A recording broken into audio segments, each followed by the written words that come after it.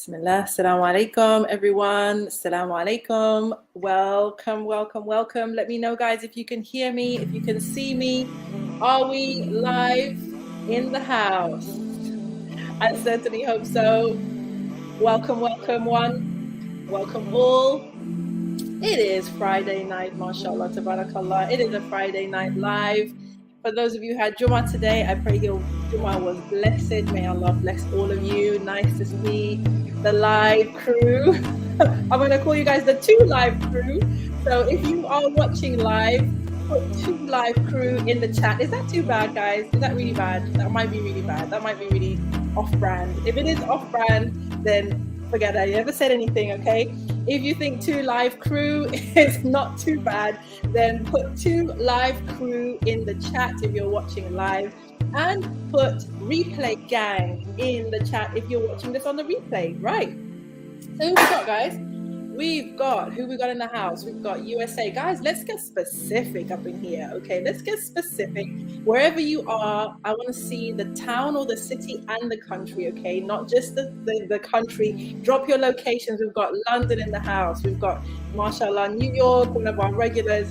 We've got Nigeria. Whereabouts, sis? Where in Nigeria are you? We've got London in the house. We've got San Francisco. Yes, we've got Mombasa. We've got more London. We've got Germany. Fantastic. Oh, mashallah, two from Germany. Wonderful. We've got USA. Whereabouts? Sister, whereabouts are you from? Bavaria. Nice. Mashallah. Germany in the house again. Atlanta, the GA. Yes, we've got the two live crews in the house. Yes, alhamdulillah. Cologne. Wonderful. Great to have you. New York City, guys. East Croydon in the place. More Germany, mashallah. Maryland, Rotterdam, West Yorkshire, Columbus, Ohio, London. Barakallahu fikum. Wonderful. I love it. All right, guys. You got, thank you. Nigeria, Lagos. Don't dull. You guys don't play with me tonight, okay? Listen, let me tell you. We've had two videos demonetized this week. Can you imagine? Two videos demonetized. One talking about polygamy and the other talking about, addiction to porn. We'll just call it that. So times are hard on the boulevard. So I'm looking out for those super chats, those super thanks, those coffees that you can buy us via the link, inshallah. We are here for all of it, inshallah. Guys, you're amazing. Let me introduce and bring on my co-host today. This is Candid Conversations. So I should actually play our series. I think I should actually, shouldn't I? Let me see if I can do that. Let me see if I can do that. Will it do it? Yes, it will. Yes, it is Candid Conversations with your sister, Naima B. Robert, and your brother, Nasir. Super.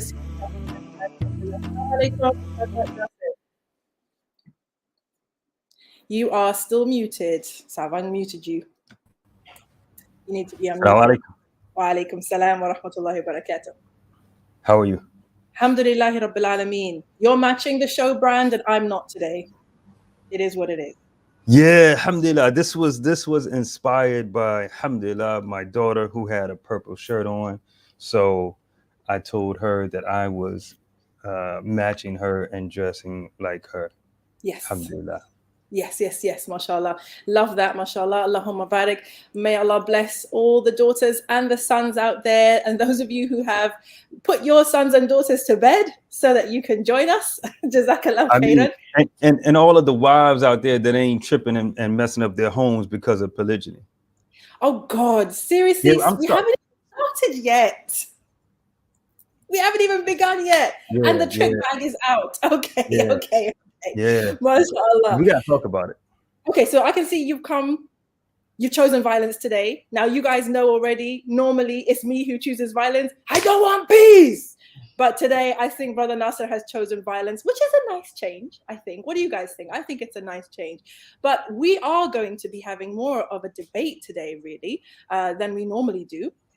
So, guys, we've got 4 topics today that we want to discuss. Hold on. You see that super chat that came in? See, when I choose violence, I get money. It's true. Do you know what? Choose violence again. Bring the weaponry, okay? 999 super chat. jazakAllahu khairan.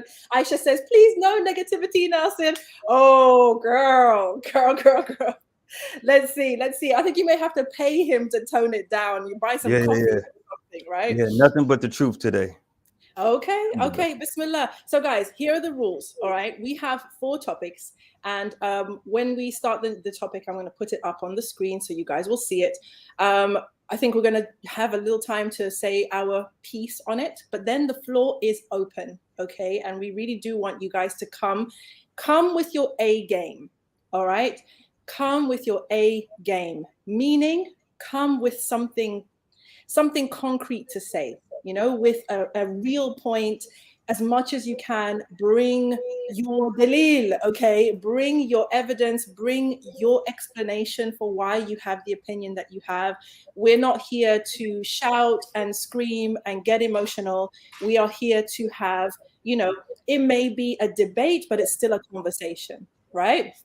So please, let's make sure that when we come in, we've got something to say, we've got a point to make, and let's come in and make our points, inshallah. Okay, you know, we already say that this is the best live stream on the YouTube in the Muslim space, mashallah. And one of the reasons why it is so cool is you guys, is that you listen, you pay attention, you think, and when you speak, you can see that you have considered what's being said, mashallah, tabarakallah. So we love that. But then, Nasir, anything you want to say to the people out there before we get started, inshallah? Yeah, so a bit off topic, but important for me to get off my chest so I can just get this off my chest. Okay. Very much unrelated to the topic. Mm-hmm. But, you know, I think something you and I discussed, one of the things that I want to do is to eventually have a weekly conversation around the feedback and what I get from my sessions with clients.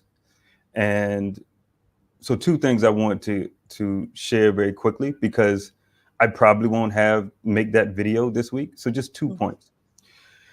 And they'll just be quick points. I won't elaborate unless you want to, but just 2 quick points.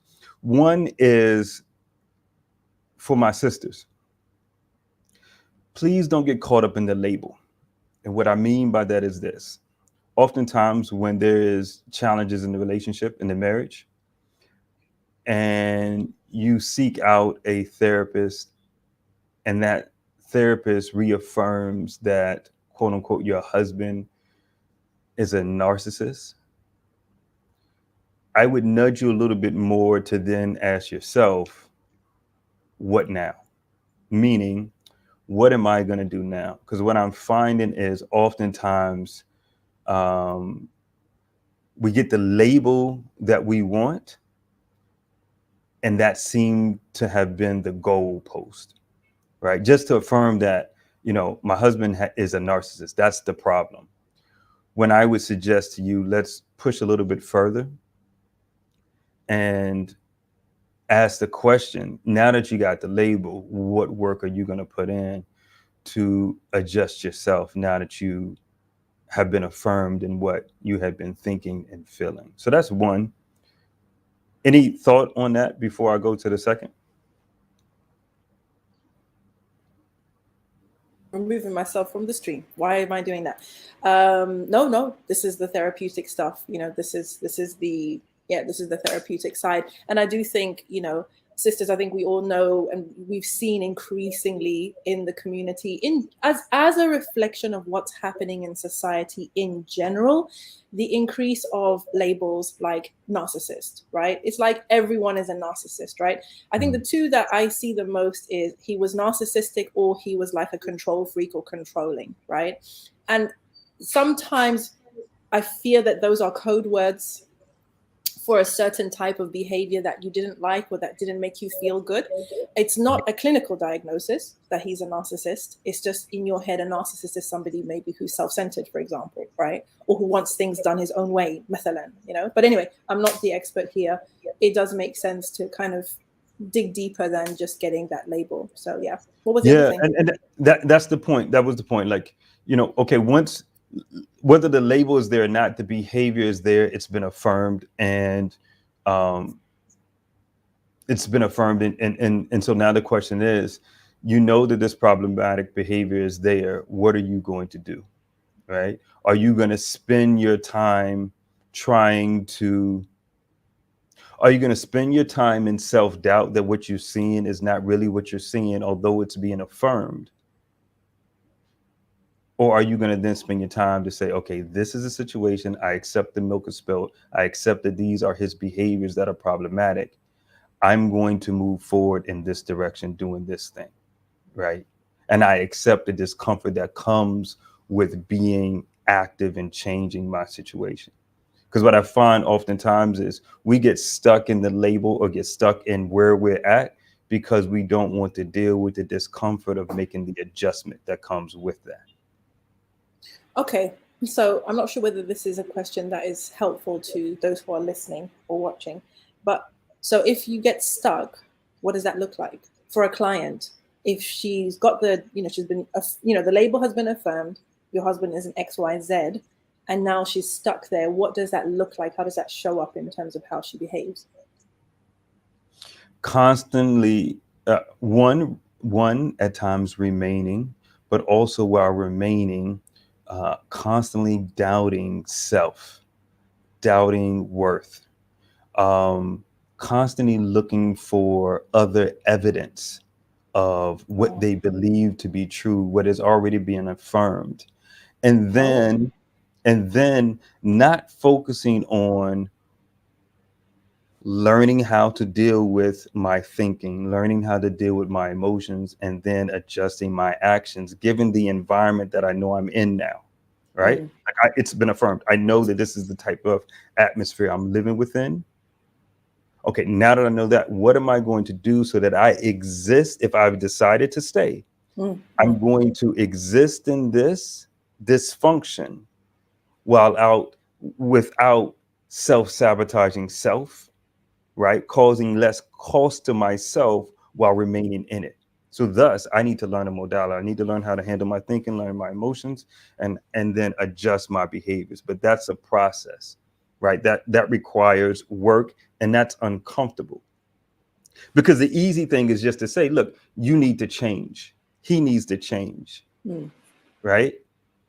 He needs to change now, right? Because that requires less of changing in myself. So I get stuck in that versus what is uncomfortable, which is, and this is why it's taking responsibility. Exactly. Yeah. It's taking responsibility and accountability that I have a lowered sense of self-worth, right? That I'm not willing to deal with that, which is really one of the reasons why I'm staying. Right? I'm staying because I don't, not in all cases, but in some cases that I'm seeing, I'm staying because I really don't believe, one, I don't trust my judgment. Two, I don't really believe that I'm worthy of more than this. Right? I'm not worthy of better treatment. So that's a self-worth thing. That's a thinking issue. And so that requires work. And so that also requires you maybe shifting the attention from him and his label and shifting it towards yourself. Right. Okay. So that you can then make adjustments. But if we always stay focused on him, not saying for those in the back, not saying that his behavior isn't problematic, it is. But if you're choosing to stay, how are you going to stay? Is an important question to ask yourself, especially if you have children, because they're watching. So how are you going to exist in this dysfunction? And that's an important thing. You always, if you know that you're in dysfunction, how do you function within dysfunction? Right?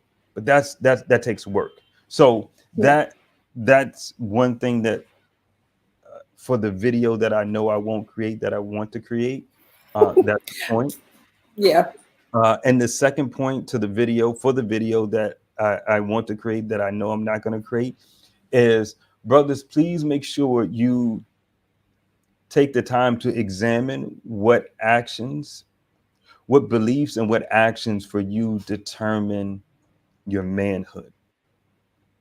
Because oftentimes those behaviors can be self-sabotaging before relationship, before marriage. But if you continue that within marriage, it can definitely cause a rift with trust within the relationship, right? So for example, to put it in practice, so if I believe that my ability to gain the attention and attraction of a woman as an indication of my manhood or masculinity, then I'm going to do actions, i.e., have frivolous conversations, spark up conversations with women in order to validate that. Right. And then if I'm in a situation that I'm not happy in, i.e., my marriage, then that may lead me to wanting to. So if my wife, for example, has an anger management issue, a jealousy issue, a temperament issue, and she does things that I interpret in an unhealthy way, which is challenging to my sense of manhood, then I go out and I try to reaffirm my manhood through unhelpful behaviors, right? Versus really taking a healthy understanding of the situation and saying, you know, this is just her fallibility. Her fallibility is anger management issues. It means nothing about me as a man. Right? Does that make sense? Yeah, it makes sense. It makes sense. Guys, I don't know about you, but I think that Brother Nasir should have his own show. What do you guys think? If you think Brother Nasir should have his own live call-in show where people can ask him questions and present scenarios and get feedback and get an analysis and get a breakdown, put Nasir's show in the chat. Okay, I just want to take the temperature of the room, inshallah. Because yeah, it's at a much deeper level, isn't it, than we used to see in content, subhanallah. Yeah, jazakAllahu khairan for that. So guys, put Nasir's show in the chat if you think that he should have a show of his own, where you guys can attend live and he can answer your questions and you guys can discuss all of this stuff, which I can see everyone is, mashallah, so interested in. I do not want to pass without acknowledging this super chat. JazakAllahu khairan, traveler. He says, keep inspiring the sisters and brothers. We need more Naimas in this world. Please, God, better than Naimas in this world, inshallah. Alhamdulillah. All right, guys, let us jump in now. We've got some already. The chat is very, very interesting. There's some interesting things being said in here. I do not want us to get sidetracked today, because that is usually what happens, right? We start responding to the comments and then next thing you know, we're on somewhere else. So let us start with the first point, the first topic, right? I'm going to put that up. All the topics today have been taken from our the comment section. Okay, so my comment section underneath my videos, underneath my posts, all the topics for today have been taken from there. Okay, mashallah. So you can see in the chat, people are definitely like, yes, this should happen, mashallah. So ASAP, apparently. So this is good. So the link is in the chat, guys, for you to come on and either agree or disagree. All right, it's a debate, so you need to pick a side. Okay, and you need to stay focused on the topic. This was a statement that was made in response to some of the shows that we did. And we want to see whether you guys agree or disagree and basically, what's the word I'm looking for? Justify your position. Okay, Brother Nasir, I'm going to hand it to you, inshallah. Topic 1, polygyny. Oh, I'm sorry. Polygamy today is an excuse for brothers to satisfy their lustful urges. Could be. And? Oh, all right. We'll go to the next topic. Yeah. No. Let's stay there. And? Yeah, I know. No. Let's sit there. And? So what do you think the commenter meant when they said that? Oh, it's a diss. Okay. It's a diss. Okay, it's a diss. Meant to be anyway. So your husband has lustful desires and he's choosing to partake in it in a halal manner. What are we talking about? I think, push back. Somebody in the comments, push back. What are we doing? Let's hear what the people say. Let's add them to the stream and see. Let's go, guys. Kay, what have you got? Medina too, what do you have? Brother Nasir says, so what? And if that's the case, so what? What's wrong with that? What say you? Either one of you can start. Assalamu alaikum, sis. You need to unmute your mic. So, okay, let's see what the comments are saying. I see one comment there that I think needs to be addressed. And this is important. This is important. AM, I think, is a sister. I could be wrong. It could be a brother. It's what? Marriages are there for satisfying our lust. Is that what I said? Yeah. Is that what I said? See, this is where the conversation often breaks down, because we bring to the conversation our own history and biases. I think this person is saying what to the topic and being like, what? Marriages are there for satisfying your lust. Is that correct, AM? I don't want to, yeah, that's what they mean, because this is the follow-up. Okay. Yeah, this is the follow-up here. Okay, so Abu Dair says that he agrees with the topic, with that particular statement. MB says, I don't think it's an excuse, it's a need. Puria says, that's the whole point.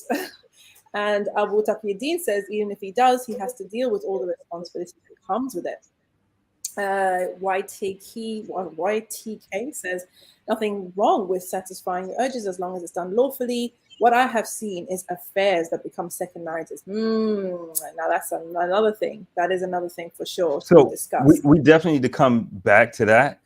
Quick point though.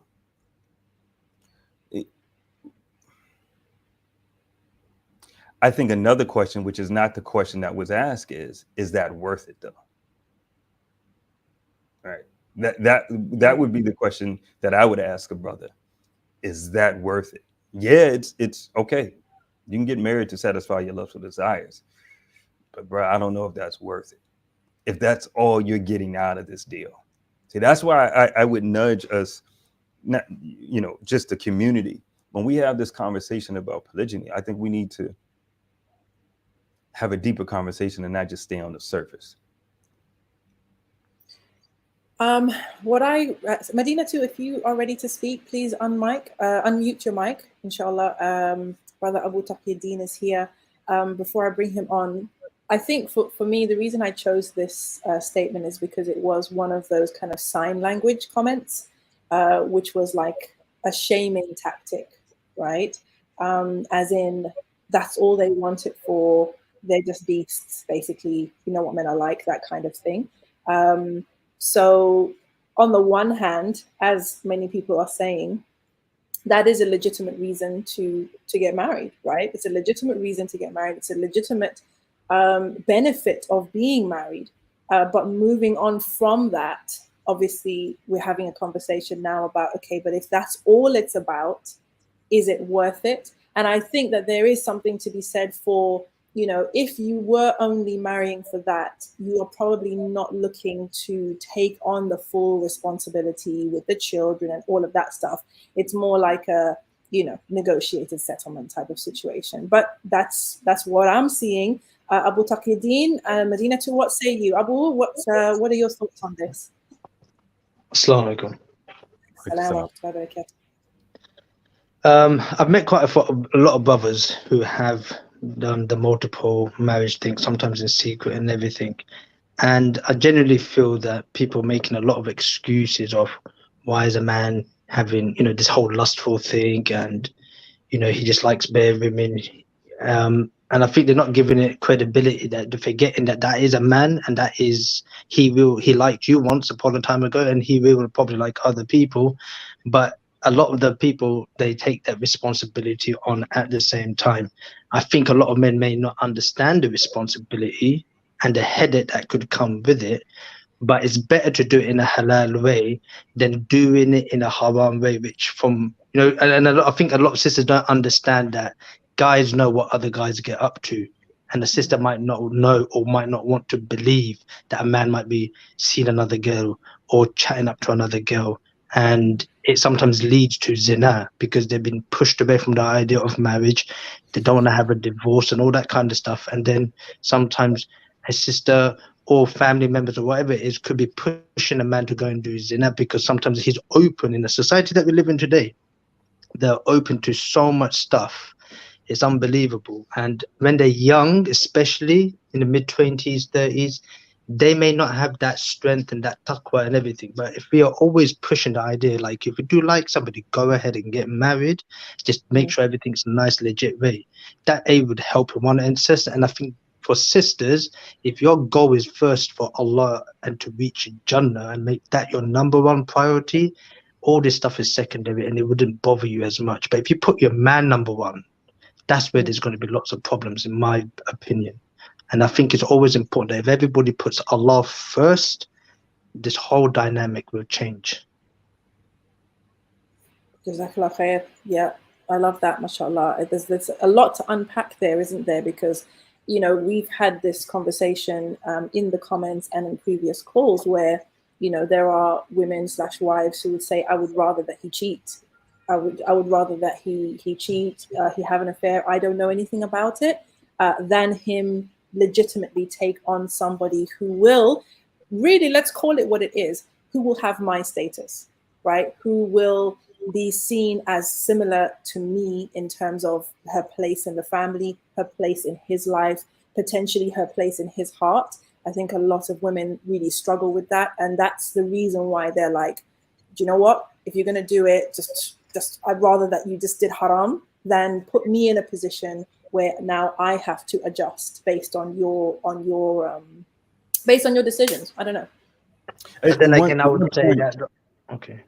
Just apologies. Just one point with that, Sister Naomi, and that I think, you know, I would say that's the demand, right? So from the a coaching lens, the demand here is that I must be number one, right? And I must be the only, right? And the extreme belief here that then produces the fear is the fear of losing what I have, the fear of losing the status that I have, right? So for the sister with that would be the thing to work on the demand, or letting go of the demand that you must be number one and that you must be the only, because reality is you don't know that you always will be. But should the man therefore be able to demonstrate that to the wife, to show that he does love her and care for her, and he will still be able to treat her equally and everything, and be able to gently bring this as an approach before chucking somebody in the deep end? I think sometimes men can be right, but how do you handle it is very crucial. Agreed. Barakallahu feek. Thank you, Abu Taqiyuddin. Jazakallahu khairan. I completely agree with my brother. One adjustment I would say to maybe what I said is, just to be clear, one of the demands is that I must be the only one. And that's something, regardless of what you put in, because see, underneath that, if we're really unpacking it, and I've said this before, we have to let go of this subtle demand for certainty, this subtle guarantee that we want in life. And the reality is the only guarantees we have is that, one, you know, we're going to die at some point, and two, we're going to face our Lord, and that Allah is just. And if you're American, that you're going to pay taxes. Other than that, ain't no guarantees in this world. And even if you have in your contract that your husband is never going to take another wife. Which we're going to talk about later. Inshallah. Medina too was making a really good point behind the scenes. Sis, do you want to unmute and say what you said in the comments? Oh, have I tried? Assalamu alaikum wa rahmatullahi wa barakatuhu. Wa alaikum salam wa barakatuh. Go ahead, sis. I'm sorry again, because I'm French, so my English is not that good, but I will French give it a try, sisters inshallah. always say that. So can I just say, wait a second. You French brothers and sisters, je vous aime, but you always say that. You always come on here and say, oh, I am French, my English is not so good, and then they go and give you like one long thing. Bismillah. Yeah, so I was saying that I agree with what Brother Nasir said previously about the fact that, yes, if the men have urges, what's the point? What's the matter? And I truly think that as a woman, it's not very agreeable to think that we might marry a man who can keep his things in his pants, right? I mean, You can't. when I Yeah, you hear can't. if when I hear that the men have urges, I'm like, okay, so you might take a second wife, but maybe you will take a third and maybe a fourth. So if you, I mean, I'm not married actually, so maybe it's the story that I'm talking that I have in my head, as Brother Nasir said, but it can be scary. I mean, because I might think that I will never be enough, because it's, if his first wife hasn't been enough, then why would I be enough? Mm. I don't know if that makes sense. Ooh, But that's just deep. just one last thing. Um, I didn't see myself in a polygyny marriage, but I guess that was when I was younger. Now I'm 37, so I'm reconsidering the things, because, as Brother Nasir once said, age is a leverage, and Mm. my age isn't a leverage anymore, and we have to accept it as as a woman, and I accept it, alhamdulillah. So now I'm considering polygyny, but I am still afraid about men who have urges. That's it. That's one of my points. You know what, sis? I'm gonna jump in and agree with you because I'm sorry, guys, if this upsets anybody. We're not here shaming men for having those urges, Not at but I all. do, but I do think that as a woman, especially a woman who would want somebody who is in it for more than just a thrill, if that is what he's driven by, that is the soul, like that's the driving force, that is a red flag for me. That's my personal view on it. And I remember saying this on Mahdi's channel, that the marriages, especially secondary and kind of subsequent marriages that are based on desire and fulfilling desire only, from what my analysis is, that those marriages have a higher chance of breaking down, because once the desire is fulfilled and real life starts to encroach, it's not really what you signed up for, because that's not what it was about in the first place. It wasn't about building, it wasn't about investing, it wasn't really even about akhirah per se, in the sense of building something for the akhirah. Maybe you just wanted to avoid something like zina, for example, or you just liked it, and you wanted it, or you felt, I need to relieve this pressure now, which is fine. But once it's relieved, what happens? Because now real life comes in, responsibilities, difficulties between the spouses, blah blah blah, and those are the guys that tend to bounce. That's what I've seen. I could be wrong, guys. Open to being So, corrected. What do you think of so that? a couple of things. One, sis, I think, look, like I always say, the male's perspective is the best and right and only perspective. So I appreciate you No, acknowledging. no, no, no, no. Allah and His Messenger is the best and only. Thank you very much. Mashallah, mashallah. A distant fourth is the male perspective, which is the best Thank you very perspective, much. which is the only perspective. So what I would say is, in seriousness, although I am serious about the male perspective, but to be serious, what I would say is, I appreciate the fact that you acknowledge that, sis, in terms of your age no longer being leverage and making the adjustment. That is something that I strongly encourage sisters to do. The earlier you can make that adjustment, the better. Right, the reality that once you know within the Muslim community, the wall is around 29, 30. Acknowledge that, and be open to options post 30 or earlier. Be open to options that are quality options. Right. So that's one point. And the second point is something that I think we talked about on the last episode, where we talked about wives feeling like they have to be enough. This Right. question has come up. Yeah, this And question has come up. that's, I would say again, as a coach, the thing that comes to my mind is that's an unrealistic demand that you're placing on yourself. The reality is you're not going to be everything to your husband. That's just a reality. And your husband is not going to be everything to you. Right? There's some things that he's going to be exceptionally great at, and he checks off certain boxes, but then there's going to be some things that he doesn't. Right? And that's the part of accepting, tolerating the things that may not be sufficient for you, but they aren't deal breakers, right? So I would say to both brothers and sisters, don't burden yourself with this belief that you have to be, quote unquote, enough for your husband, or your spouse, rather. That we're fallible human beings, and we know that from our deen, but we also know that from CBT. The reality is we're all fallible human beings, so we are going to fall short. You're not going to be able to be everything for your spouse.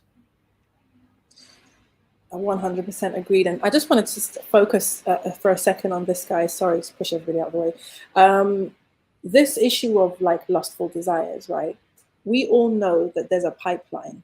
Okay, there's what is natural in the creation of the human, man and woman. We talked about this on the live on Wednesday night when we were talking about porn addiction, is that there is a natural desire, right? That's just innate, we're created with it. But that desire can be stimulated. It can be heightened. It can be exaggerated. And it also can be acted on step by step. We know this, right? That's why Allah subhanahu wa ta'ala says, "La taqrabu zina." Do not come close. Do not approach it, right? Because there are footsteps. There's a garden path, if you like, that you go down. So for all the brothers and the sisters out there, your goal is to keep yourself chaste, right? Keep yourself in halala. Having the natural desire and then allowing that natural desire to be stimulated in the wrong way, or to be, to be worked on in the wrong way, basically, putting yourself in situations where you are alone with the opposite gender, where you develop a relationship with someone from the opposite gender, where you start to become emotionally entangled with someone of the opposite gender, where you allow a touch, where do you understand, like that's all, it's like breadcrumbing all the way. Then you get to a point where you're like, oh my God, I need to get married now because this is where we're at. Let's just bear in mind, let's take responsibility for the fact that this could have been avoided if we had been more careful with lowering our gaze, with not mixing, and all of the things that the deen actually tells us. So let's not forget that, guys, because in general, we know, of course, life is not ideal, but we have been given tools to not put ourselves in difficult situations where we have to, where we're having to take these types of decisions because we've allowed it to go that far. I wanted to make that point. Abu Fulan, what's your take on the topic? Assalamu alaikum. Wa alaikum assalam wa rahmatullah. How you guys doing? Alhamdulillah. Alhamdulillah. The topic, polygamy, today is an excuse for brothers to satisfy their lustful urges. The sister Naima, Allahumma barik, she made a good point. If a person isn't lowering their gazes, then that their natural urges are already being heightened. You know what I mean? Then a person will end up making the claim that they need a second or third or fourth, spouse. I am of the opinion that if a man has high libido or has a naturally high drive, then he should try to find a permissible outlet for that. You know what I mean? The previous sister, she made a statement. I think the brother touched on it a little bit. She said that I'm afraid that I won't be enough for my husband, and I thought that was a bit. I just wanted to touch upon that a little bit. And mashallah, the brother talked about it as well. You can never be enough for a person. This is at the end of this dunya, just that mindset we need to correct. And a man doesn't get married to most of the time he doesn't get married to another woman because of the fact that his first wife is not enough. And this is something that men understand themselves. This is most of the time men get married for other reasons, whether it's the fact that he naturally does need another woman. You know what I mean? Plus how much women there are. The fact that there's a lot of single sisters right now going on. But yeah, that's my take on that. Brother, I want to ask you a question, if you don't mind. I'm really, really curious about this.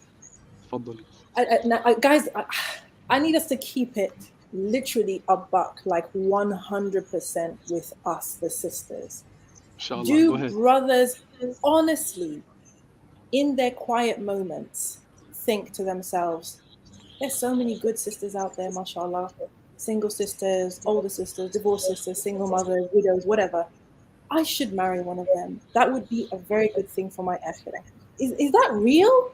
Or is that really a thought process? I want to hear from you, Abu Fulan. Abu Hadi is here as well. Brother Nasir is here. We've got you guys all on the spot.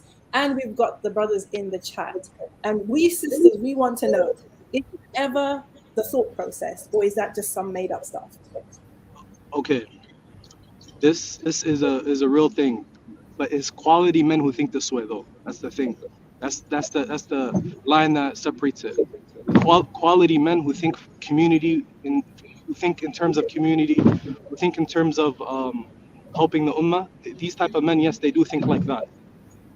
Between our friends, between my friend group, we talk about, if we die, I would like for you to marry my wife. We speak on terms like that, but a lot of men are immature. They can't have conversations like this, so it depends on the quality of the man who is able to have these conversations, and this is something that that needs to happen.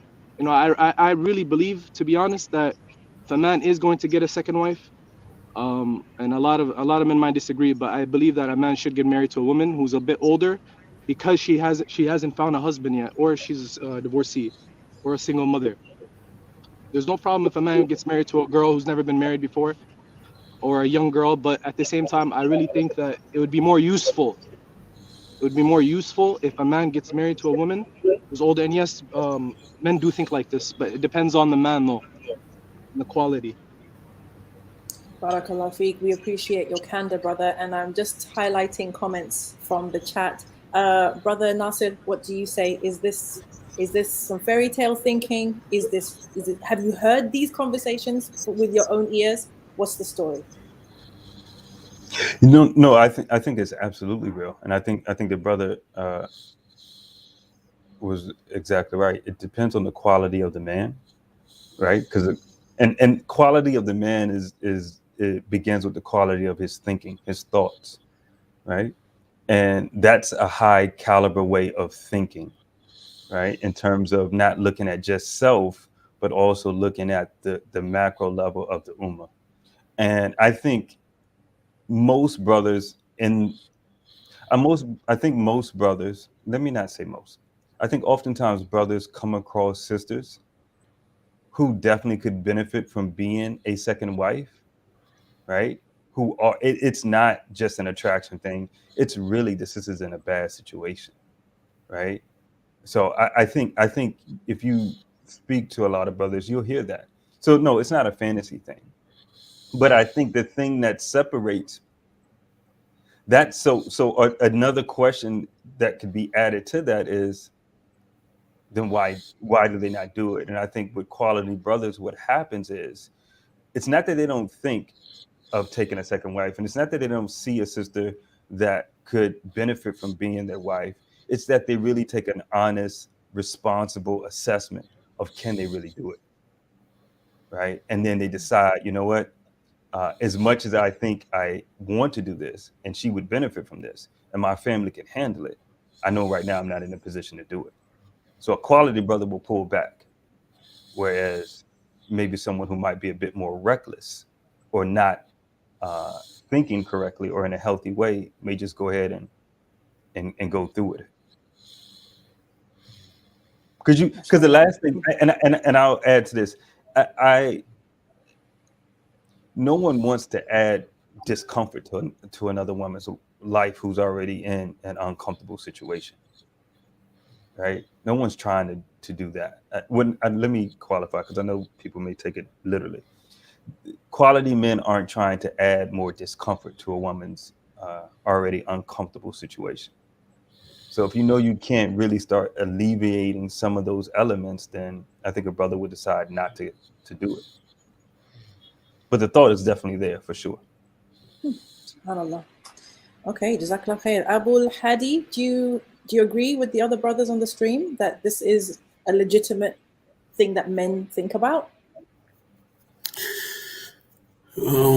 Or no, in your experience? Ooh, let me take that. We can hear you, we can see you. Okay, assalamu alaikum. Wa alaikum salam. Yes, it is I do agree that it is legitimate, but marriage as an institution is bigger than being a lustful, just a lustful thing that you do experience. And again, like the saying says, people, we know that the beautiful ones are not yet born. So will you, even if you reach your maximal threshold within the orbital, will you continuously to divorce the sisters and keep adding? What kind of society are we going to create? We'll create a bunch of broken women, and that is not really a good thing. So, but it's not an excuse again for, in the other way, for the sisters to vilify the brothers, to think maybe the brothers are overstepping the boundaries.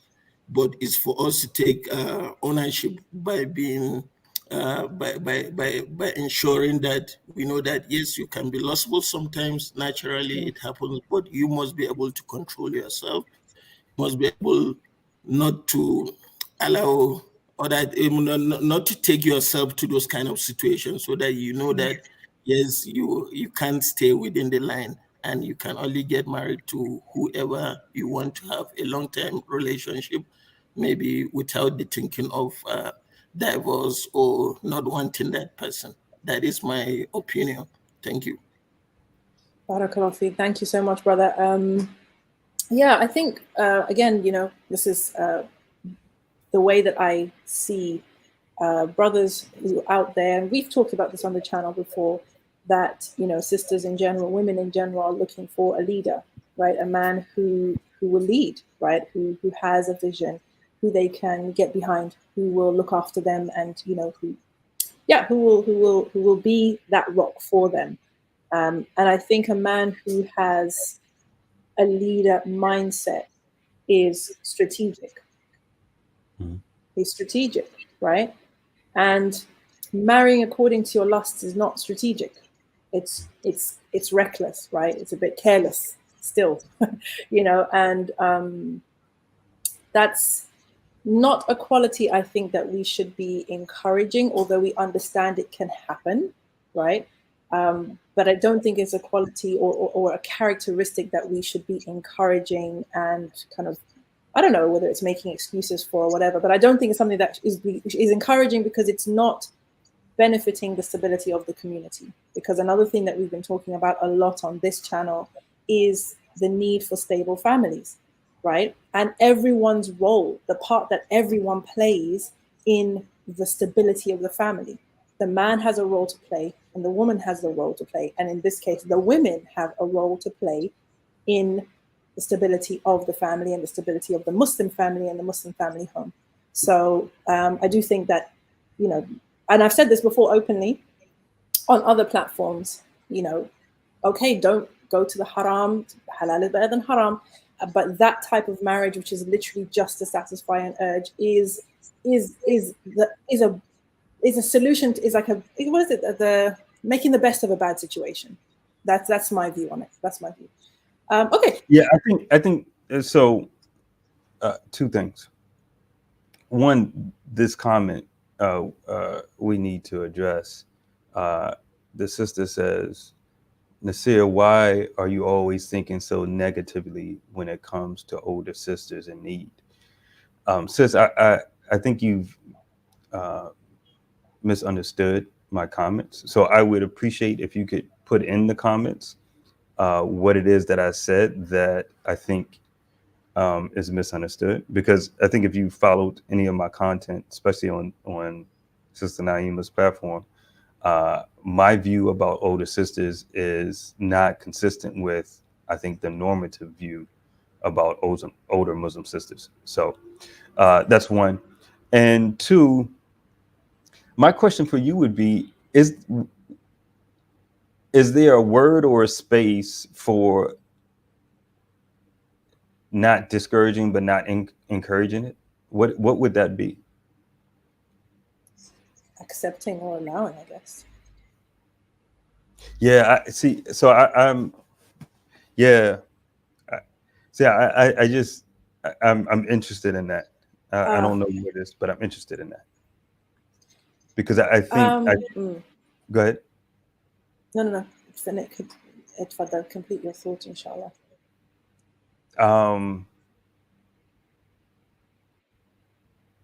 Yeah, I just, because the thing is, I think we also have to always remember that this deen is expansive because people are diverse and situations are diverse, and situations and conditions that people find themselves in.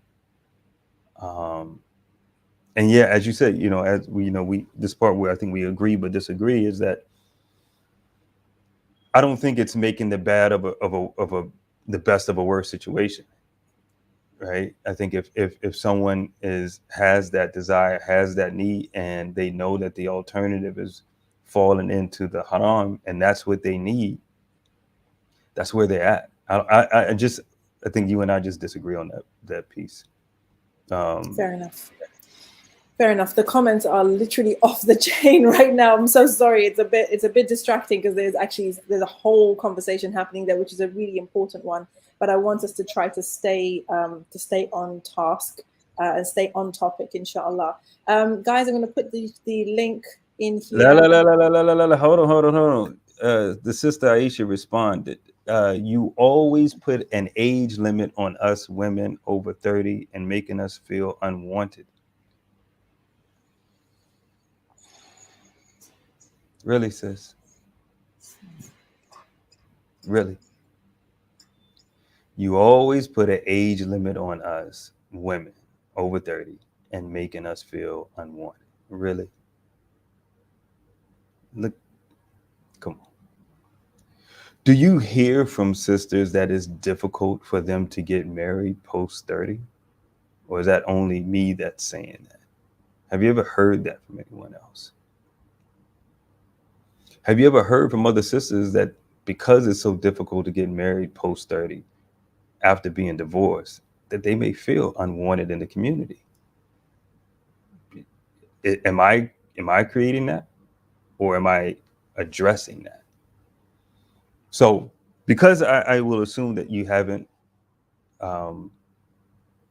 exactly, the age limit is biological, not from Brother Nasir. Exactly. So what I'm doing is I'm giving you the uncomfortable truth that unfortunately most sisters haven't heard. And that's the reality, is that men prefer oftentimes younger women. It's just a reality. Right? That's biology.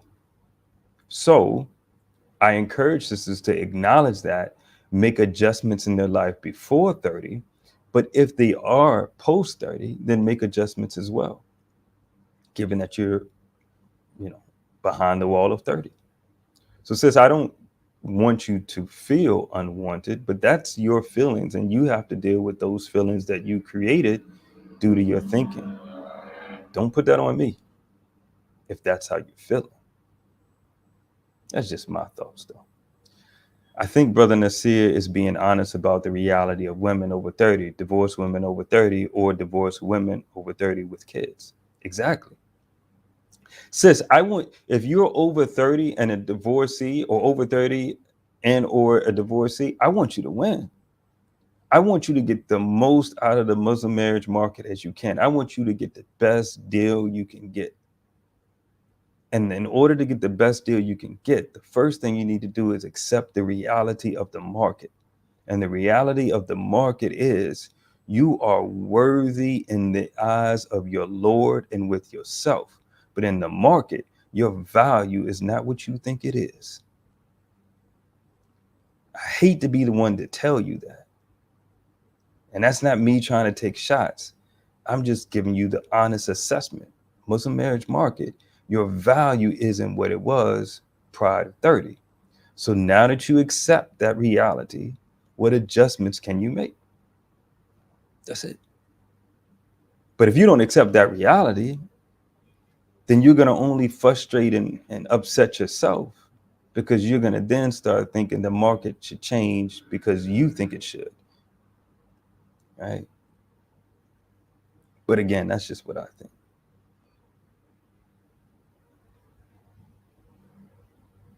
Right. this question has been answered, mashallah, on the last live. So if you are interested in the answer to this question, guys, I want to refer you to last week's conversation, which was on a Thursday.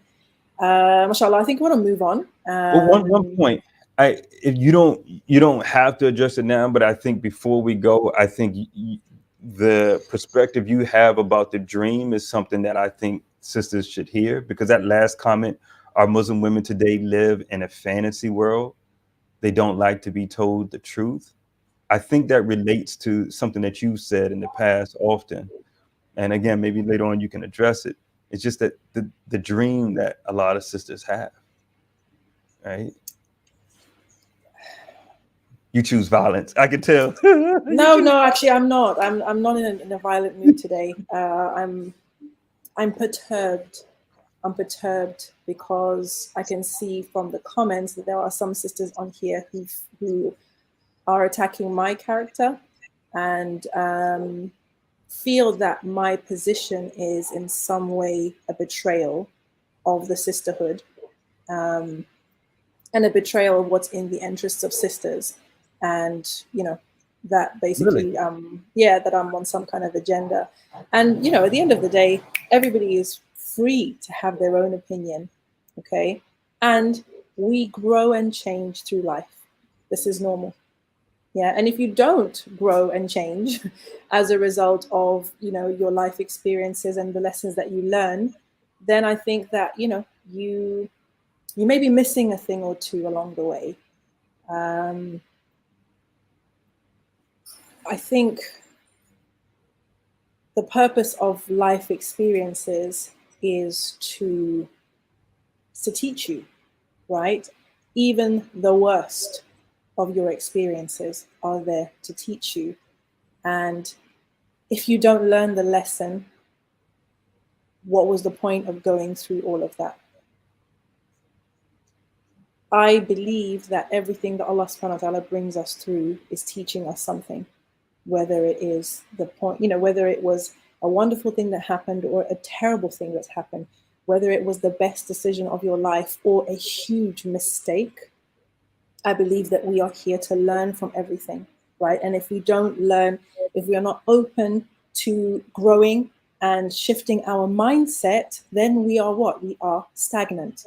And then we are holding on to ideas that have been tested in the real world and don't make sense and are not working, right? But that's what we choose to believe. And so we keep holding on to that. And if that's you, alhamdulillah, it's all good.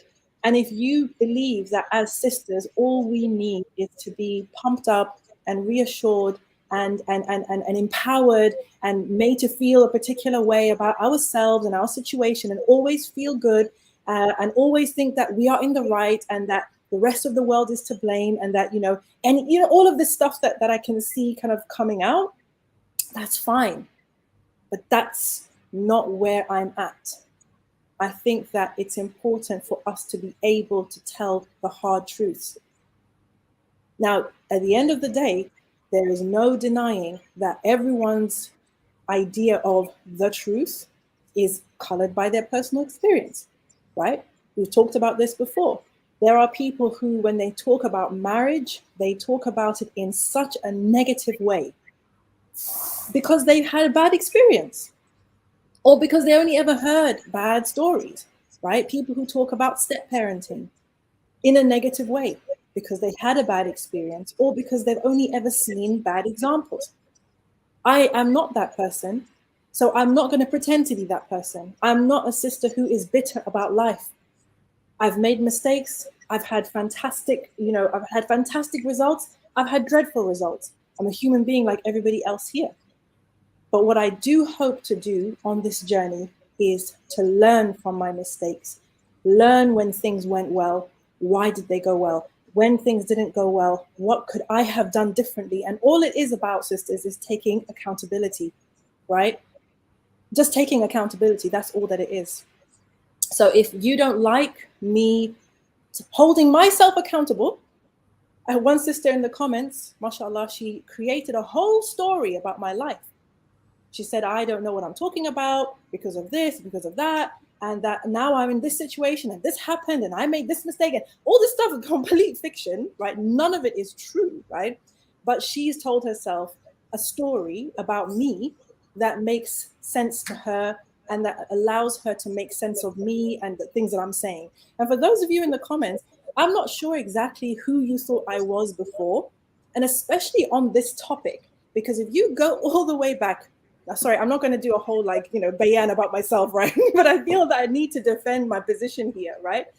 If you go back all the way to From My Sister's Lips, which is probably the first time that you guys heard anything about me, what did I say in the chapter about polygamy?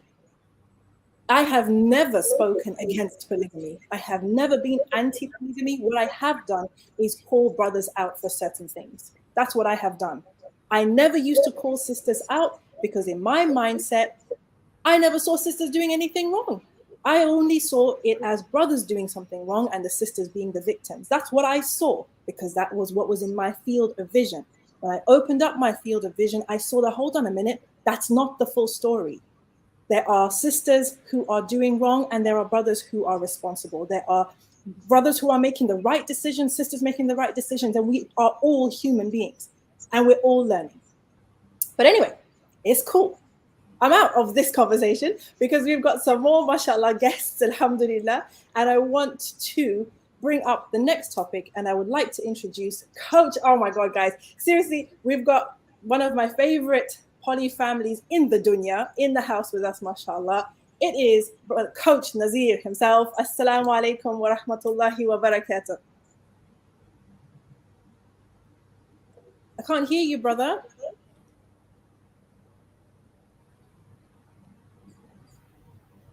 Okay, alhamdulillah. Guys, if you know brother Coach Nazir, he's been on this channel before several times, him and his two wives, mashallah. Yes, we got you. Yes, alhamdulillah. Thank you so much for joining us. My pleasure indeed. Have you been able to listen to the stream or been seeing what's been happening so far? Maybe about the last 20 minutes or so. Yes. Okay. Very interesting. What are your thoughts so far before we go on to the next topic, inshallah? You know, one of the challenges when I saw, of course, the assumption that, men only marry, for the lustful things. One of the challenges is that we don't give each other enough space to understand each other and how we're different. When the sister mentioned that I want to be as everything, how come we just can't be enough and all of this stuff? And the brother was, basically explaining nobody's enough for each other here in this dunya, regardless. Similarly, when the Prophet ﷺ let us know that when the son of Adam, he has a valley of gold, he will want another one, right? That nothing will please us except dirt. You know what I mean? So we will continually want more. The difference is, though, that it has become so accommodating to the position of the white knight or the Disney princess syndrome, as though somebody's going to either come save you, live off, and live happily ever after, versus the reality, which is, we're different. That doesn't mean one is necessarily better, but we are absolutely different, and Allah Ta'ala lets us know that.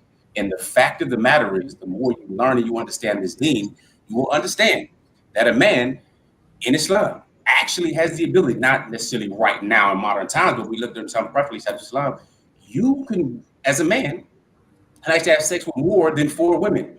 You could have 4 wives, you can have unlimited concubines. This is the world that Islam came into, where concubinage and all that stuff was there. All right, so the one who created us knows what he created. So man shaming for where they are and not understanding the significance of it. I mean, one of the parts that opened my eyes a while ago when I was new to Islam was the chapter in the book Think and Grow Rich, well-known book, Think and Grow Rich by Napoleon Hill. But there's a whole part of it with sex transmutation, sexual transmutation, taking that same energy to another level and channeling it. And for Muslims, there's also a whole chapter dedicated to Prophet ﷺ dealing with persistence. All right, but that's a different conversation. But understanding that we're different and stop asking why. I'm not going to be a man that's going to continue asking a woman, tell me about the menstrual cramps, help me understand how that feels, or having a baby or being pregnant and the body growing inside of you. I will never understand it. I just have to accept it. But the sooner we get to the acceptance part, knowing that we're different versus trying to figure out why, a lot of times, I think the better off we'll be, because the reality is we will prefer a beautiful lie to an ugly truth anytime. You get a lot of anti-polygamy people, but they're out having affairs and everything else going on. Instead of raising a woman to an honorable position, they will go living within their nature, but they'll choose the immoral option versus the moral option. And one thing Muslims tend to forget is that if Shaitan's biggest thing is to break up a Muslim family, break up marriage, break up families, what part does it play for the people that prevent them to even come together? What part does that play? We're not asking the right questions. So anyway, that's my 2 cents thus far, but definitely a good conversation. jazakAllahu khair. I think definitely we are having, I think Brother Nasir, I think you're seeing, if you're paying attention to the chat, then you'll see that it literally is the battle of the mind, of the world views here today in the comments, which I actually haven't seen before. This is really interesting, because normally most people who are on the stream kind of, you know, we're all more or less on the same page, but I'm seeing like some people having, like, they're losing their minds right now. Subhanallah. Yeah, I think yeah. I think what you're seeing is and again, for me, I always come from that coaching therapeutic lens. I think what you're seeing is people's demands and extreme thinking, right? The demand that it must be the way that they envision it to be, right? And that just is, that's a recipe for you upsetting yourself and oftentimes not getting what you want. You can do it, but you may not get the outcomes you want. And at one other point, the other thing is oftentimes unhealthy jealousy, because there is healthy jealousy, but this unhealthy jealousy typically is attached to behaviors that are destructive to the relationship, right? And so that's but that all comes out of these demands that we have, right? That one, I must be the one and only, and I must be the one that fulfills all of his needs, interests, and desires. And if not, then there must be something wrong with him. And that's where the labels come in, right? And then that means there's something wrong with me. And i.e. we self-down and something wrong with us, when all of that is just extreme thinking. I'd like to move the conversation a bit to the caliber of man that, you know, we will accept has the right, okay? Because, you know, it's conditional, right? It's conditional. You do know that not everybody has the right to have more than one, if we pay attention to the comments, and certainly to the way that sisters feel. You know, I said this on my live stream, which is kind of going crazy at the moment, mashallah.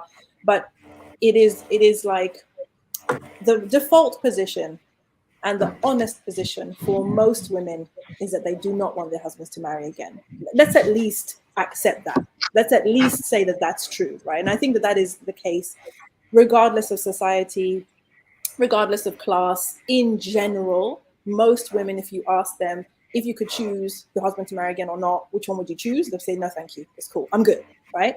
So that's the default. However, there may be a section of those women who could have a conversation about it, right? But that conversation is very much based around the initial wife's requirements, right, for the relationship, what she wants, how she wants things to be, her expectations, you know, her standards, you know, what she wants for her family. Now, I would like to ask the two of you, because certainly amongst sisters, this type of language is very normal. And sisters will big you up for that. Sis, you deserve better. Sis, he shouldn't be doing this. You know, sisters will definitely come to the defense of other sisters and say, no, it's sis, you know, he definitely shouldn't. You deserve to have this. Look at how much you've invested, how much you've sacrificed. So that is a given. Sisters will always come to the defense of the sister and say she has the right to determine whether he does this or not. I would like to turn it over to you two men to give your perspective on that. And I'd like you to be as, dare I say, honest and respectful as possible. Because I think that this entitlement to, I get to control how this is going to work, how this is going to go, I think is a really big rock that's in the way for many of the women of my generation. What do you guys say about that? Go ahead, Afi. Hey, no. Where I'm from, we say beauty before age. I'm older and you look better. MashaAllah. I'm probably older than you are. Probably. Yeah, hey, we're gonna let hair determine that. But mine is quickly running away from my face. Hey, I got you, brother. Nevertheless. All right, nevertheless, Akhi. All right. Well, to be frank, to listen, when it comes to marriage, when it comes to a man having the ability to determine, or if a woman thinks she has a right to grant permission or have any say so whatsoever, then Allah subhanahu wa ta'ala would have addressed her in the Quran. She's not addressed in the Quran. Now, I talk about best practices, and we, for those of you who don't know, we have not met yet. I'm Coach Nazir. I'm married to Coach Fatima and Coach Nyla. I've been married to Coach Fatima for 27 years, been married to Coach Nyla for 12 years. So that means I've been practicing polygyny for 12 years. And we have 12 children, which includes 2 bonus children that Coach Nyla had already had before I married her. So with that being said, though, the fact of the matter is it's black and white. The man has a decision to make. Now, he has responsibilities, of course, that come along with that. But the man is still going to be a man. He's answerable to Allah subhanahu wa ta'ala. If you are an initial wife or a first wife, who did your husband have to get permission from to marry you?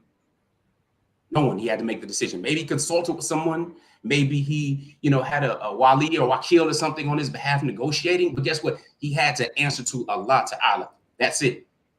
Okay? Any man that expects to be respected over time, especially, and he has to answer to his wife won't even respect that. All right. So the old statement comes, at least from my culture, saying, who's wearing the pants in the family? It's the man who's wearing the pants in the family. Allah Ta'ala gave him specific rules. Marry 2, 3, or 4. If you fear you cannot be just, then 1. That's it. It doesn't say 1 is best if you but knew. So if you think that's part of the ayat, please correct that, because that's a lie against Allah subhanahu wa ta'ala. Now, also, the Prophet ﷺ, and we know it's Sunnah, we know it's Sirah, he would marry, then he would let his wives know later. He didn't have to tell her beforehand. But again, where we come from, when monogamy is the norm over the last couple of centuries, if you will, or at least it's been pushed that way, that it is best practice to have that communication, to be able to talk about it. The man should, bring up the discussion. Matter of fact, anyone can bring up discussion. We let women know they should bring it up, whether it's before marriage, during marriage. Sometimes they're already married. You have an inkling or an idea about it. Have that conversation. Men need to have it, first of all, to know who you married or you're going to marry. Is this somebody that has some unresolved trauma that may come out? They may have abandonment issues or abuse issues, whatever type of stuff going on that will come out now that there's polygyny in the picture, because trauma is very real. And we, for some reason or another, have an issue or treat it as though it's taboo to get some type of therapy or coaching or help or counseling, when you need to know who you married, bro. And sisters, you need to have the conversation with your man, try to figure out what's going on. So should that situation ever come, and most times it doesn't, because most men don't practice polygyny. Okay, so that unnecessary fear and unnecessary worry is irrelevant, but still have the conversation, know who you married and how you dealt with it and how you would like to deal with it. Okay, but you don't have a right to demand anything. You don't. All right, it's black and white. You may not like it. Again, we would prefer a beautiful lie to an ugly truth, but you don't. But it's best practices in dealing with communication and love and compassion with each other to be able to communicate. Don't be talk to the sisters. Don't be the type of person whom you want your husband to be your best friend, right? You want to talk about everything and all this, but when this topic comes up, you get fiery, get an attitude, and just, you can't talk about this one topic. This is your hot button. Then don't be surprised, if he shows up, with his other wife. My wife and I just did a skit the other day about ways to have the hard conversation about polygyny, right? And one of them was that I just showed up to the door with my second wife, and then my first wife slammed the door on me. It's kind of funny. You put on a YouTube channel or whatever. But don't give him ammunition to, I'm going to take the kids and I'm going to do all this type of stuff as though you have a right to do so. And Islam goes all the way out the window for the honor and obedience to your husband. Similarly, men, just because you don't have to doesn't mean you shouldn't, because now there's rules and regulations that goes into that. And there's a penalty associated with not practicing it properly. So we encourage men to be more than twice the man than the average. What's the point of being average? That's the top of the bottom or the bottom of the top. So I know I'm talking a lot, getting into it, but please, Akhi, the floor is yours. jazakAllahu khair. Alhamdulillah. Alhamdulillah. Alhamdulillah. Yeah. I think that was more than 2 cents. That was 2 Bitcoins, brother. Really appreciate it.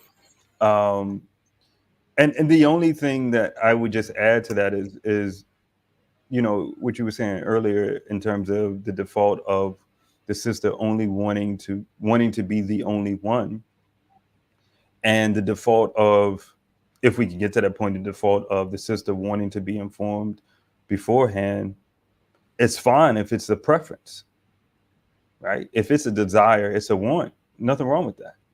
The problem becomes is when you escalate your wants, desires, and preferences to the level of a demand that it must happen. That's what then produces. So that train, that stream of thinking, that narrative that it must be this way, he must let me know before he makes any decision like that, is what then leads you to be a firecracker when the conversation comes up, leads you to act in a self-sabotaging way to the relationship. Hence, which then produces the evidence that he later relies on when he makes an informed decision that you may not like, but an informed decision to not let you know beforehand. Because he knows from previous conversation, those previous conversations can serve as the evidence to let him know it's better for me to just go this route. And I'll let her know afterwards. Now, is that ideal? No. And you don't like it? Okay. But it's not always illogical why he's doing what he's doing. It may be informed by the experiences he's had with you prior to him making that choice.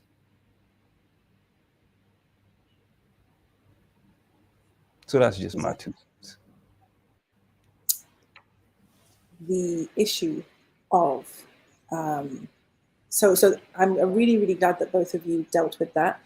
I would love to hear what those who are watching, guys, if you're live, put 2 live crew in the chat. Okay, there are 130 watching and only 63 likes, and you know that we don't play like that. So please hit the like button. It's the least you can do. We've had, mashallah, 2 brothers come in. We've had other sisters and brothers coming on live, mashallah, for all of you guys. So please hit the like button, get the likes up. Maybe one of you can check the likes and let me know in the chat, King Sultan or somebody else, one of our regulars, Aisha. Let us know when the likes get up to 100, please, because that's what we want. We're going to pause the show until the likes get up to 100, okay? Put 2 live crew if you are live with us, and put replay gang if you are watching on the replay. Right now, the chat is going crazy with everybody arguing about whose right it is and what should happen, and who needs a safety net and who should be encouraged to get a job so that she's not dependent. And then if her husband does it, then she can leave him, and all kinds of crazy stuff. This is Sis here says, and mashallah, you were on the live this earlier in the week, sis. So the reality is this, guys. My biggest problem, right, as a woman, this is my biggest issue. This is my biggest concern. That if we don't, as sisters, if we don't work on our own mindset when it comes to marriage, we're just going to keep losing, right? And when I say work on our mindset, I'm not saying become more red pill, become more of a doormat, become more male focused or male friendly. I'm not saying any of that. I'm saying take on board what the Deen teaches us. Become more Islamic in your outlook. It's really as simple as that. That's all I'm saying.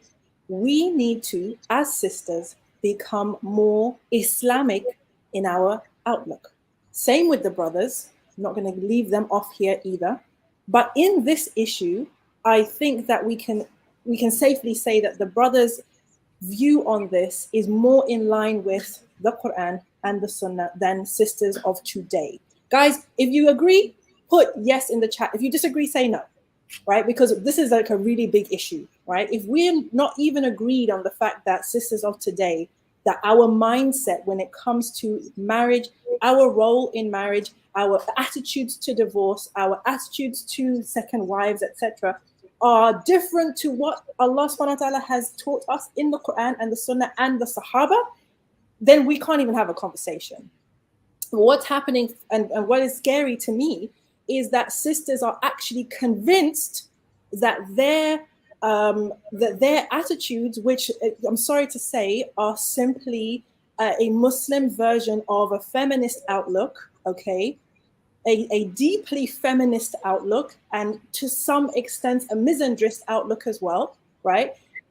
If we can't even come to terms that this is what's happening, then we are in real trouble, because not only are you taking your feminist baggage, your feminist lens, and your feminist mindset and projecting on the rest of the ummah and any man who comes into your space, but any man that you marry, you're going to project onto him, and you're going to project onto your children. And that is concerning, because our children don't need even more confusion, right? This dunya is hard enough as it is. The deen is supposed to simplify things. The deen is supposed to make it easy to make our way through this dunya, right? And the only way that we are actually going to be able to get through this is if we hold on to the values that Allah subhanahu wa ta'ala has held up for us and said, guys, this is what it is. This is what's important. This is what matters. This is what you'll be judged on. This is how I want you to comport yourself as Muslims. And those of you who are watching this on the replay, put replay gang, go through the live chat. Play the live chat while you are watching this video. Those of you who are on here, please read back over your comments. I want you to be able to see for yourselves and hopefully pick up on the stuff that's coming through, right? These are modern, materialist, feminist ideas that are coming through. And unfortunately, people are bringing seerah, trying to bring the deen to defend yourself. Please don't. Sis said, why don't the brothers who want polygamy only speak to sisters who are okay with polygamy, right? At the end of the day, if we agree that most men, if they could, would marry again, and we were saying that there's only like a handful of sisters who are okay with polygamy, all Muslim sisters, all Muslim women, I want someone to come on this debate now and explain to me why, as a Muslim woman, you are justified in being anti-polygamy. I want someone to come, bring it. And the thing is, it's your own personal preference, it's your own life and whatever, that's fine, right? We know where that comes from. But once you start bringing deen and you start bringing hadith and Quran and trying to bring some kind of sociological blah, blah, blah, now now these are fighting words now. At the very least, we need to accept that, you know what, I have a deficiency in my iman, or I follow a different position, you know, it's like a scholarly position or whatever, right? But if it's our own personal weaknesses, then at least we need to just take the L. I'm sorry. It's not good enough to just be out here basically like bleeding over the people because of your own personal stuff, right? My concern is that we have a generation of Muslim women whose thinking has been tainted, not just by our own nafs, not just by our own lived experience and our own personal stuff, but by the programming from outside. And as soon as we realize that this stuff is programmed, that it actually doesn't stand up to scrutiny when it comes to, like, when we go and stand before Allah subhanahu wa ta'ala, the sooner we can start cleansing ourselves. But anyway, that's my rant over. My apologies, brothers and sisters and everybody else. No one's bullying anyone into polygamy, please, right? Most men will not practice polygamy. That's the reality, no matter how much they dream of it. The issue is, it's an issue of principle here. That's that issue that is uncomfortable to me. Like, so if you feel that someone is bullying you, what are the thoughts you're having around that? That's the question for me. If you feel as though someone is bullying, what are the thoughts you're having around that? And do you have any sense of agency? Right? Can you really process that and make a determination of what's best for you and what's not?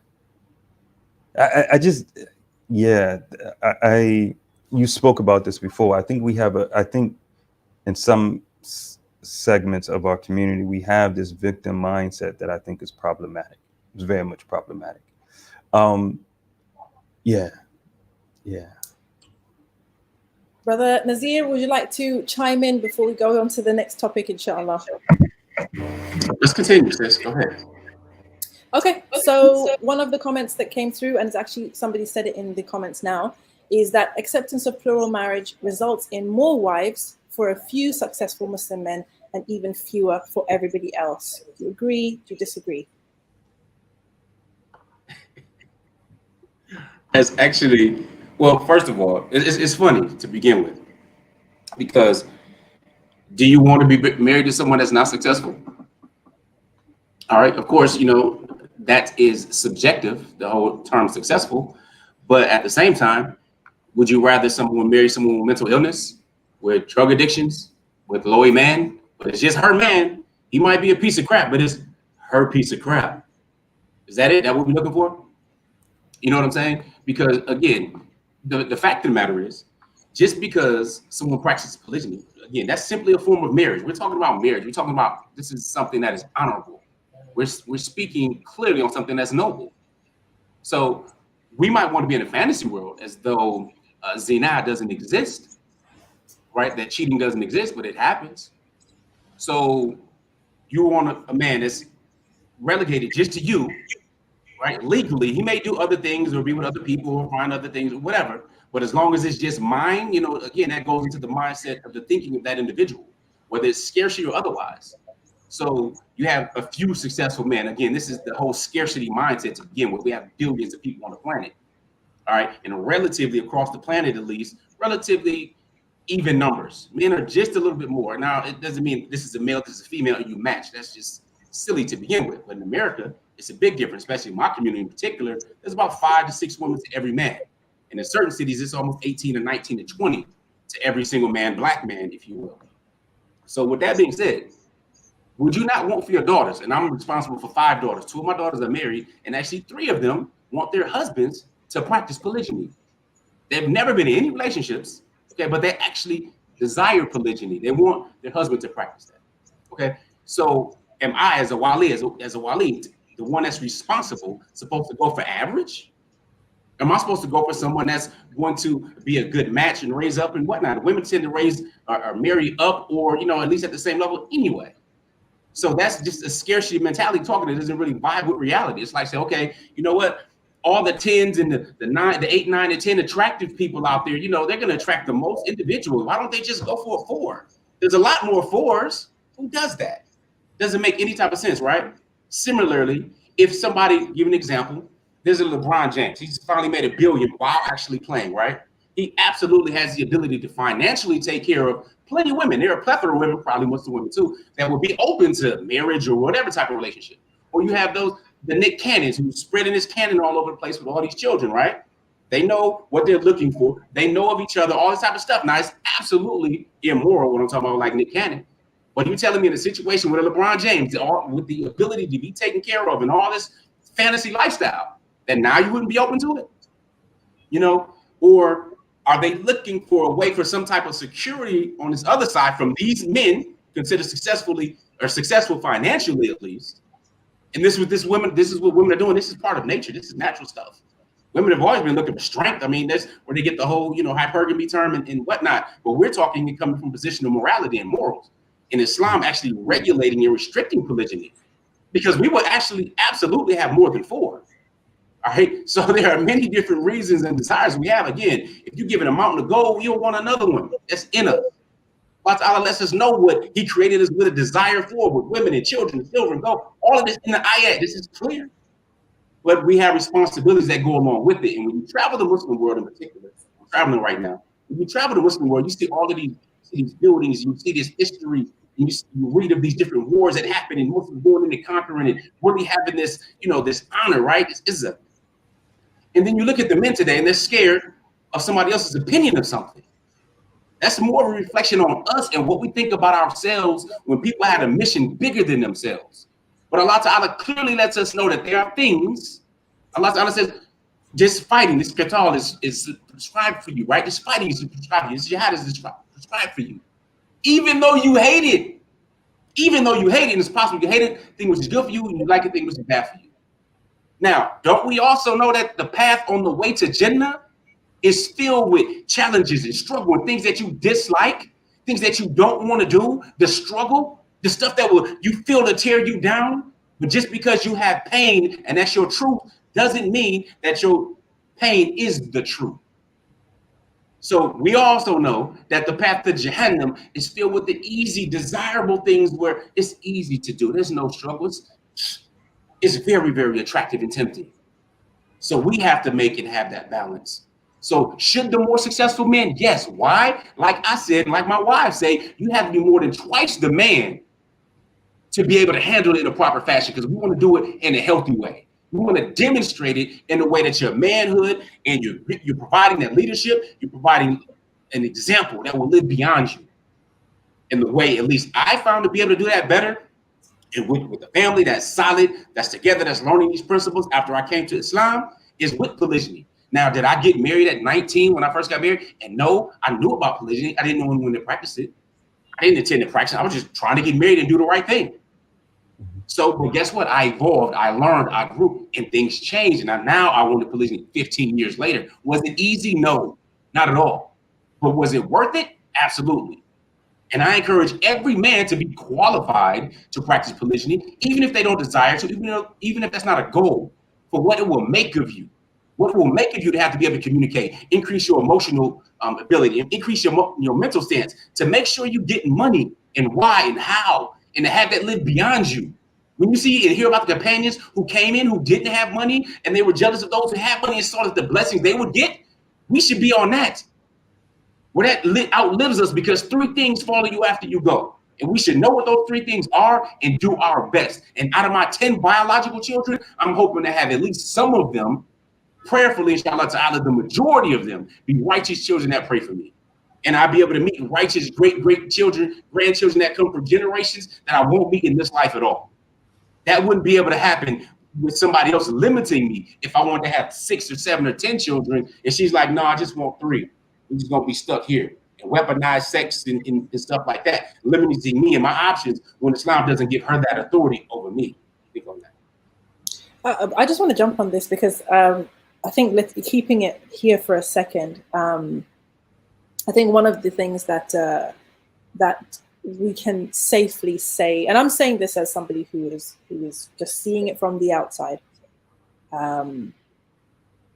If you are the only woman, you have leverage that you don't have if there are 2, right? And you just mentioned a woman saying to her husband, I only want 2 kids or 3 kids, right? You talked about weaponizing intimacy, right? How much of the power balance, and I know people don't like to talk in these terms because we have I'm not going to use the word blue pill, but it is an idealized, romanticized idea about relationships and how they work, right? And the idea is that you have a man, if he loves you, he will only ever want you. And if he loves you, his main focus and goal in life is to make you happy, right? And to make sure that you're always happy. And so him choosing to marry again is like a betrayal of that. Could we talk about that for a minute? Because I know I can see, the chat's just gone off reservation. Okay, I'm not even paying attention to the chat anymore because they are doing their own thing. Guys, it's not like you. I'm very surprised at you all. But anyway, so hopefully when they listen back to this will be something that we can all reflect on. We have all been programmed with this idea of marriage being, a purely emotional arrangement, right? Based on emotion, held together by emotion. And, the quality emotion is the one that makes the woman feel the best, right? So if my husband loves me, it's because he's doing this and this and this for me. And, his goal is to make me happy, etc. Can we just maybe just stop there for a second and say, is this helping us? Is it applicable in Muslim marriages? Is it healthy for us to see things in this way? Is there a need for a shift? What are your thoughts? Yeah, Brother Nasir, I think if you can jump in here, because I think the challenge when I hear that is that, one, we're displacing the responsibility for how you feel. Right? It's not my responsibility to make you feel happy. As a man, it's my responsibility to create the conditions, the atmosphere for you to feel a certain way, but you're responsible for how you feel. Because I can give you everything you need and some of what you want, but if your thinking is off, if your thinking is distorted, you're going to have distorted feelings, which is then going to produce distorted actions. So again, I understand and appreciate that oftentimes sisters can be guided and led by their emotions, but it's helpful. And I think this is a huge role for men in their lives, and why polygyny can be such a benefit to women who've definitely made poor choices in their lives. Again, not all, but a lot have, is having that man that can come in, that can make sound, logical decisions to help them in their lives, right? To be led by logic. So I think that's important. I think it's important for sisters to remember, it's not your husband's responsibility for you to be happy. That's a personal journey you have to take with your own thoughts, because that's what's producing your happiness or your distress and your discomfort. And that contract, I think that's an informal contract we have with ourselves, that you are responsible. And the other point that I would add to that is, since you don't want to place yourself in that situation anyway, because what that then does is that creates the string for you to be the puppet on your husband's hand, right? So how he feels that day, how he wakes up, whatever side of the bed he wakes on will determine how you feel. Your emotional destiny is in his hand. You're the puppet and he's the string. He's the puppet master. You don't want to put your emotional destiny in the hands of anyone, whether it be your husband, your parents, anyone. You want to be in control of that. You get in control of that by controlling your thinking. But that takes work. That takes accountability. It's easier just to displace it to the quote unquote poor choices of my husband.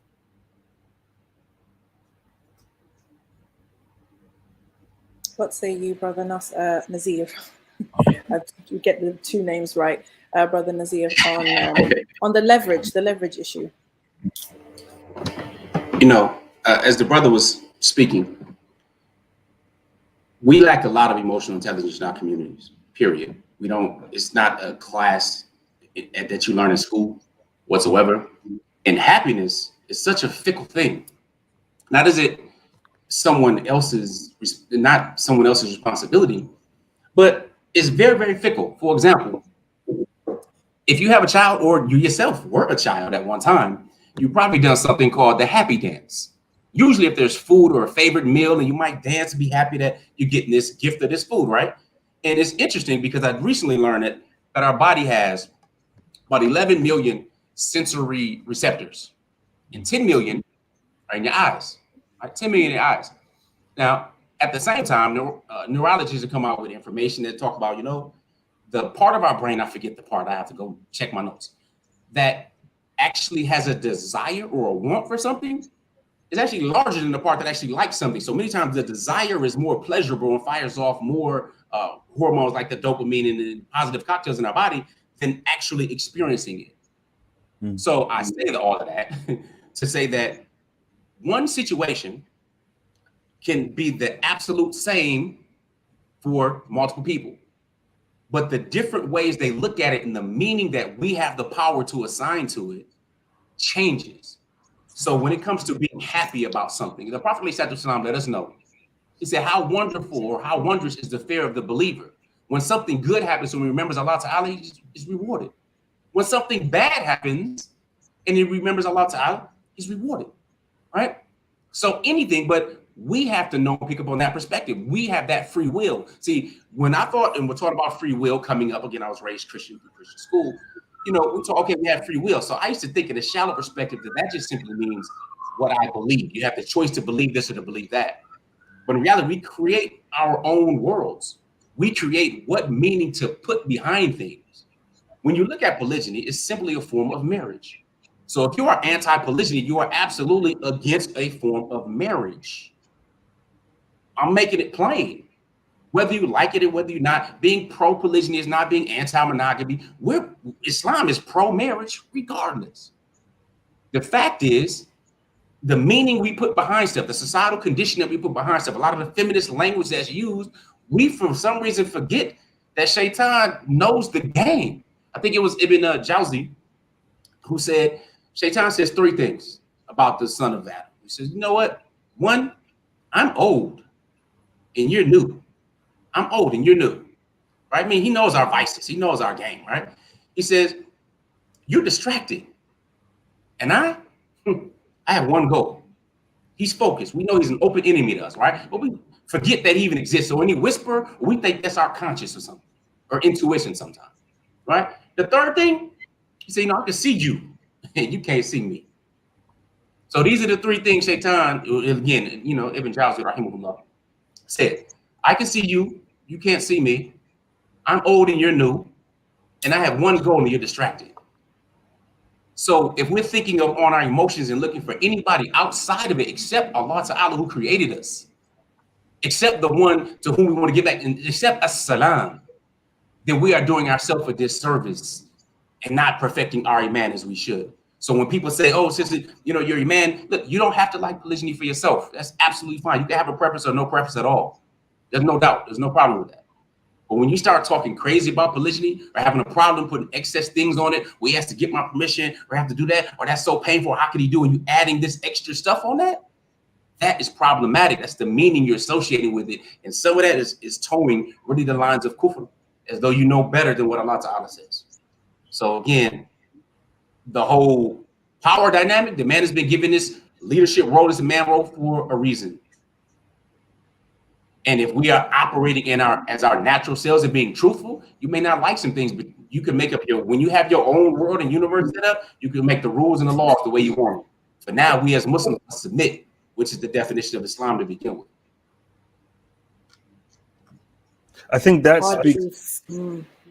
speaks to that post that I made earlier this week based off of the comment, right, that sister made and the questioning that you had up there, that survey, and that the sister said that, essentially saying that because Allah is the most generous, he's going to give you a situation. Your own. He's going to give you your own. Yeah. Allah is most generous. He will give you your own, sis. Yeah. Don't settle to be someone's 2nd, 3rd, or 4th. That was interesting. Yeah. And that I think that's a narrative that the sister is creating. And I think that's something that one needs to be very mindful of, because as I said in that post, you're putting limitations on your Lord. You're setting a definition, a box for what the most gracious actions will look like. And I'm no scholar. My training is in counseling. I just leave it at that. I think that's very dangerous to be making these type of statements, right? Absolutely. We have to understand something. It's a code. It's a code. Let's just call it what it is. It is a code. That type of, and I've seen it a lot in the chat today, that type of, I want to call it like spiritual hyping up, where, you're kind of feeding somebody like a dream and saying that, anything can happen. Anything is possible. Like Allah is, when you invoke Allah subhanahu wa ta'ala, which the thing is, we know this to be true. That this is something you don't even need to say, that Allah is able to accomplish all things, and Allah is in charge of everything. And we know this to be true. But when you now take that concept of Allah's majesty and his might, and you kind of turn it onto your idealized situation and your dream and your fantasy, and you say, I have a fantasy of getting pregnant at 50, and Allah is capable of all things. Anything can happen. It's like, well, what are you doing? Like, it's. I don't want to say it's disingenuous, but that's what it feels like to me. It feels like people are coping with an uncomfortable reality by quoting a dream, a fantasy, and then bringing Allah into it and saying, well, Allah can make anything happen. Why not? It could be me, But that's my view on it. Sef Love X, assalamu alaikum. Welcome to the stream. Wa alaikum salam. Can you guys hear me okay? We certainly can. What do you have to contribute to the conversation today? Well, hopefully it hasn't been said, but just listening to everybody's comments, I agree with everybody, especially brother Nazir, specifically because you would definitely drop with some science as far as the importance and what polygyny does for a man in general. It's almost like what children do for men, kind of giving them old man strength.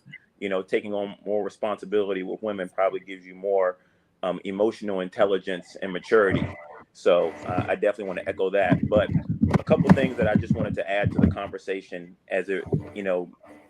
just because of my own personal conversation with men and women. But I think some things that are plaguing the Muslim community is this number one, I think, to what you just said, sister, Muslims believe in God, but they don't believe God.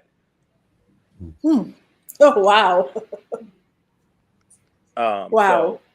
So we've lost your video, brother. Oh, we've lost your video. Yeah. So that's the number one issue plaguing our community. Number one. Number two, when there's a verse in the Quran that Allah says don't divide into sex, right? And a lot of people are familiar with it. And Muslims think they're talking about Muslims, but that's not true. He's talking about humanity, because the Quran was sent to mankind, not just the Muslims. So the solutions that are in this book don't just apply to Muslims. They can be solved by everybody. And if you look at, Muslims have adopted, unfortunately, at least, I'm not going to just say American Muslims. Muslims globally have adopted the culture of Christianity.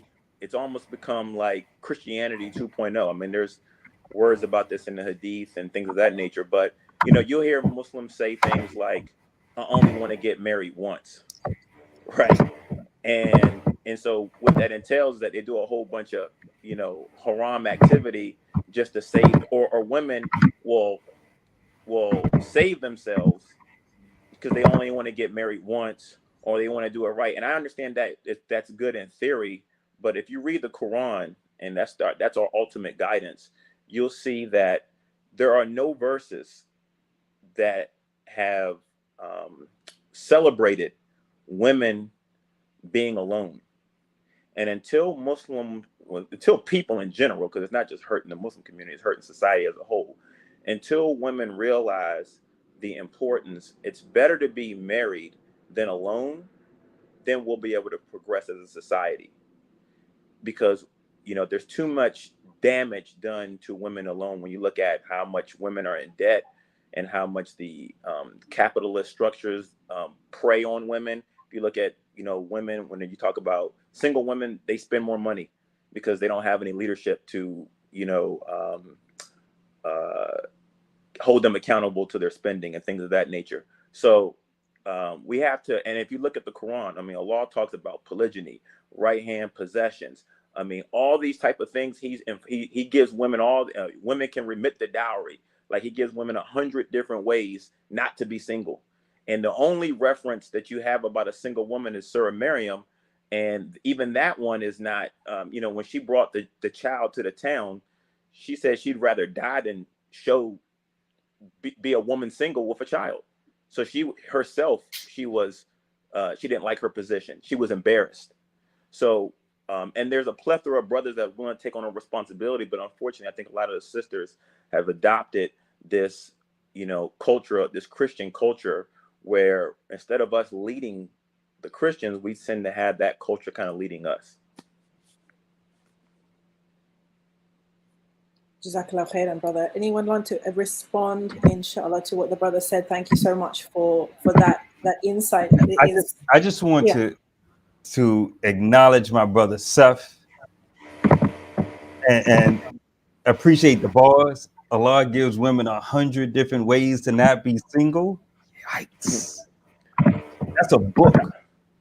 Well, I mean, it goes back to, let me just add to that point.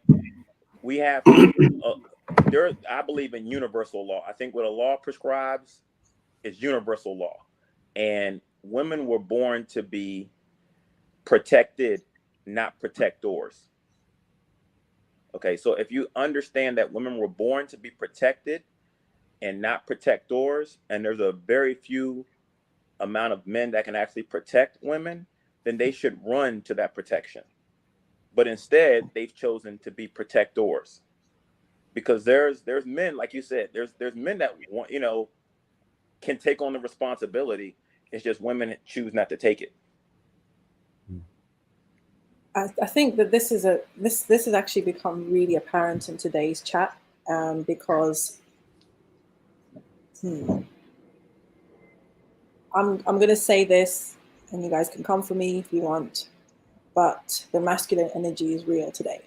Like, the masculine energy is real in the chat today, because you see, okay, there's two things that I want to say with regards to what you said, Brother Sef.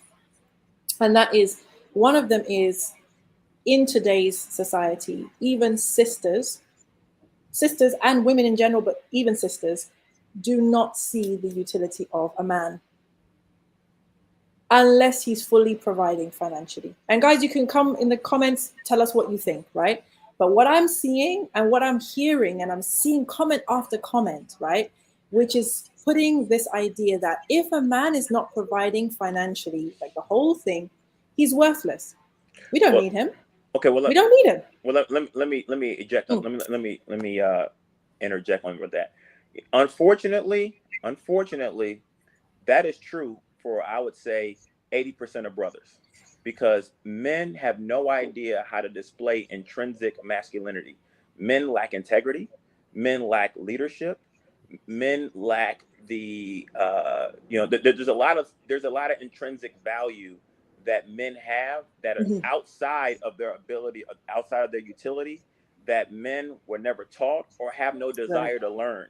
So they lead with their money because that's all they have. It's kind of like with women. Women don't know, a lot of modern women don't know how to support, accommodate, collaborate, compliment a man, cooperate with a man. So they lead with sex, and that's all they have. So there's some deficiencies going on both men and women. And so, and to me, it all boils down to the lack of true moral guidance. Getting back to the point of that, we believe in God, we don't believe God, because you see, people are chasing happiness. The women are chasing happiness, and the men are chasing the women. Instead, men should be leading them towards contentment, and the women should be following. And we don't know, and as a society, we don't know the difference between contentment and happiness, and it's a huge difference. Happiness has diminishing returns. You know, the analogy I give is, happiness is like chasing a high. You'll never be satisfied, and you can't be high 24/7. No, you can't. And contentment is like sobriety. You have to appreciate sobriety, and you can be sober for the rest of your life and enjoy it. Yeah. But you have to understand how to do it, and I think we're lacking in that. I think you hit on the second point that I wanted to make, which was, one, sisters, women in general, feeling that basically, what is the use of a man? What is the point of him? If he's not paying for everything, then, I don't need a man around. I don't need no man, really. Like, sisters, you guys, that this is the vibe. But wait, the second point I wanted to make was the issue of, exactly as you said, a man comes with more than just a paycheck, right? A man who is in his masculine comes with far more than just the financial piece.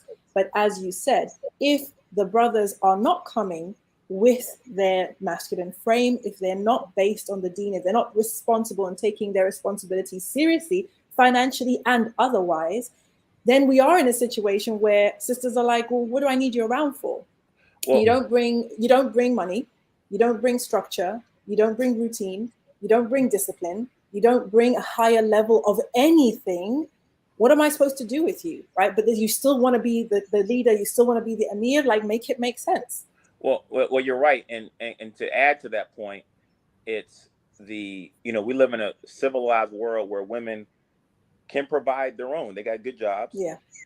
They live in gated communities. So they got mace, they got access to guns. So they don't need protection. They don't need provision. So as a man, if you're not establishing yourself as a leader, providing routine, discipline, then number one, you're a woman's right. She doesn't need you. But so that's the man's responsibility. But the problem with women is that they don't even know how to. They reject that type of man.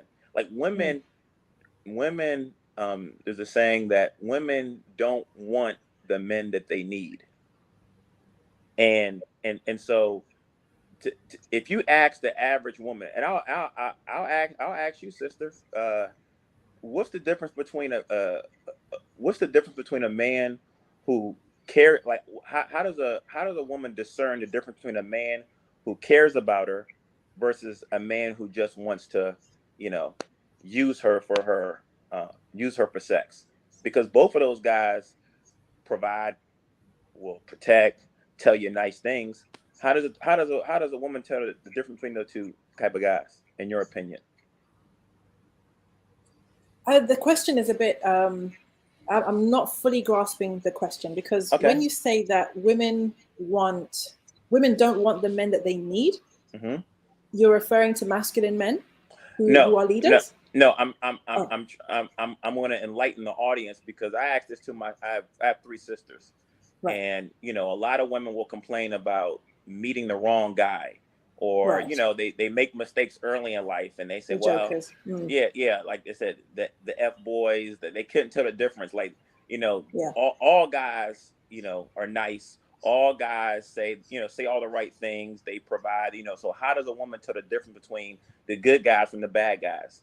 And they couldn't figure it out. And I don't even know how I figured it out, but I wanted to propose a theory, because I think it's the right answer. But also, before I give the answer, I wanted to get your thoughts. So does that make sense now?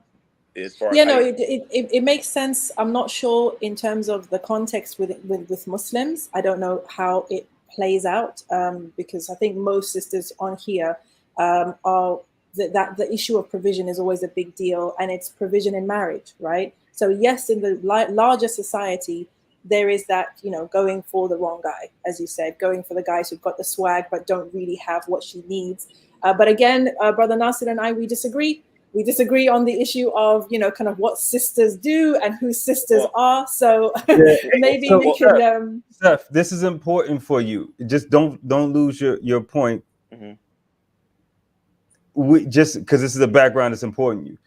Sister Naima has a very, as I would say, limited view of what constitutes sisters. My definition of sisters is very expansive, i.e., those of our sisters that believe in Allah and His Messenger, but also may be out in those streets. Those sisters are also in the box of sisters for me. Sister Naima may just limit it a little bit more and not really include our sisters that may be out in those streets. Well, I would say that the prescription that Allah reveals to mankind is more on the expansive tip, because when He wants to specify an audience, He'll say, "Oh, you who believe," and those are the believers. But that's very rare. Most of it is expansive, and it's for the general public, regardless of faith.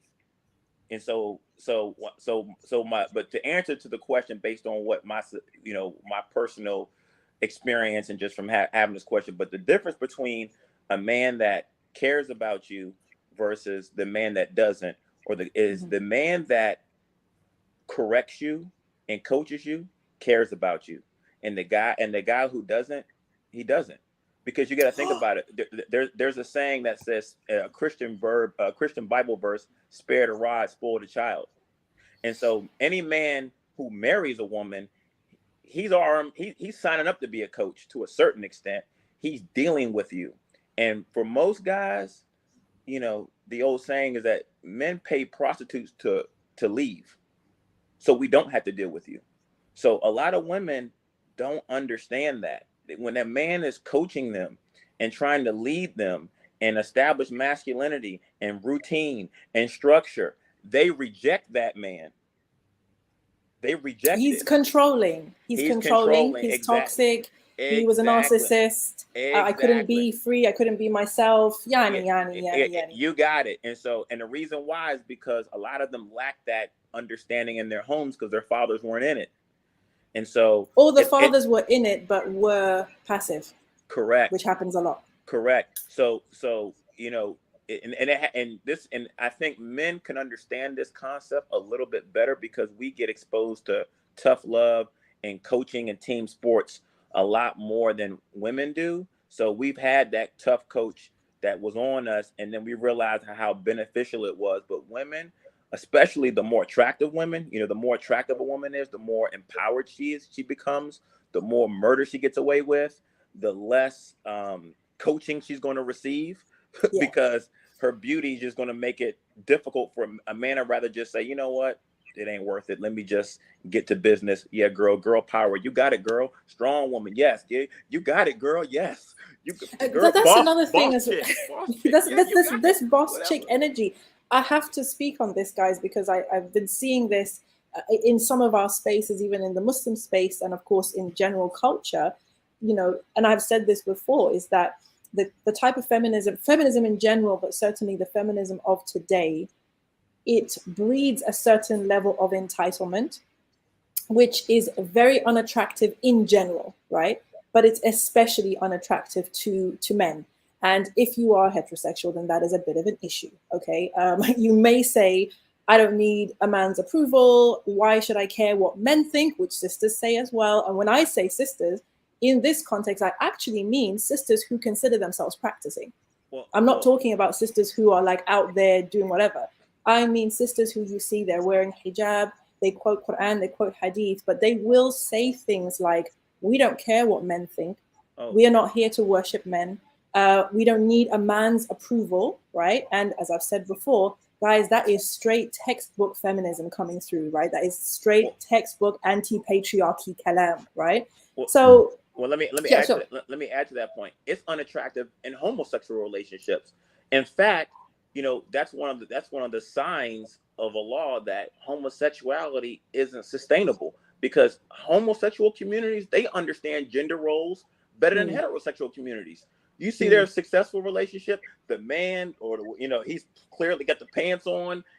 Those gender roles are clearly defined. And our relationships in heterosexual, you know, we fighting over who's going, you know, pick out dinner or what have you. It's a struggle every day, because you have men who are independent, and we teach women to be independent. And when you have two people playing the same role, they're not partners, they become rivals. They become, you know, in sports they call it a quarterback controversy. You know, you can't have two people playing the same role, and we're supposed to be independent, but women have lost faith in men and maybe society, that they don't want to be dependent, and that's the problem. They don't want to play their role they were born to play. Yeah. Do you want to jump in there, Coach Nasir or Coach Nazir, before we let someone else onto the stream and go on to the next point? I think, alhamdulillah, I think the brothers, you know, everybody's, you hit the point. So I just want to get back more to the polygyny part and where that plays. But absolutely, you know, like Yusuf is really makes some good comments as well in the chat. But that's Brother Yusuf is trying to get smoke. That's what Brother Yusuf is doing in the chat right now. Okay, I think we can agree with that. He's just trying to bring the smoke. Okay, let's go to this one. Okay, let's go to topic 3. Accepting an offer of marriage from a brother who is already married is settling. This came up a lot. It's coming up a lot in the chat. It's come up a lot in the comments. Basically, the idea that I should hold out for an offer from a guy who's not married because I don't want to settle. And that's not what I want for myself. Therefore, I'd rather, you know, even if he has all the traits, I'm out because I refuse to settle. And sisters in the chat are saying the same thing. Sisters, don't settle. Allah has a plan for you. Allah has something written for you. Don't ever settle. What are your thoughts on that? Guys, we need some more ladies to come and part of this debate, please. I'll go first, only because I'm going to be brief. Then just accept the consequences that come with it. Period. Just accept the consequences that you are choosing to hold out for what you believe you deserve, i.e. the entitlement. And sis, you might be right. Roll the dice, but you might crap out. And it's just you're strictly cat litter and cats and dogs for the rest of your life. Okay, hold on a second. Wait, let me, on behalf of the sisters in the chat, who I'm sure are thinking this, what's so wrong with that? Wrong with what part? So what's wrong with never getting married? What's wrong with if I didn't get what I wanted and what I felt I deserved? What's wrong with me just being okay with being on my own? Alhamdulillah, living my life for the sake of Allah and dying a believer. Khalas. What's wrong with that? Alhamdulillah. Alhamdulillah. And like I've said on previous conversations that we've had, if you can do it and preserve your deen and not fall into the haram, then sis, do you. But what I find is rarely do sisters not fall into haram behavior, and or rarely do they not have mental health issues. Now, I don't know if those two are worth readjusting, reevaluating your standards and taking on or accepting polygyny. That's even, and this is with the assumption that you even qualify for it, that a brother is going to accept you as a second wife. Because if we're talking about quality men, and Coach Nazir, I'm sure you will speak on this, it is that element of the responsibility.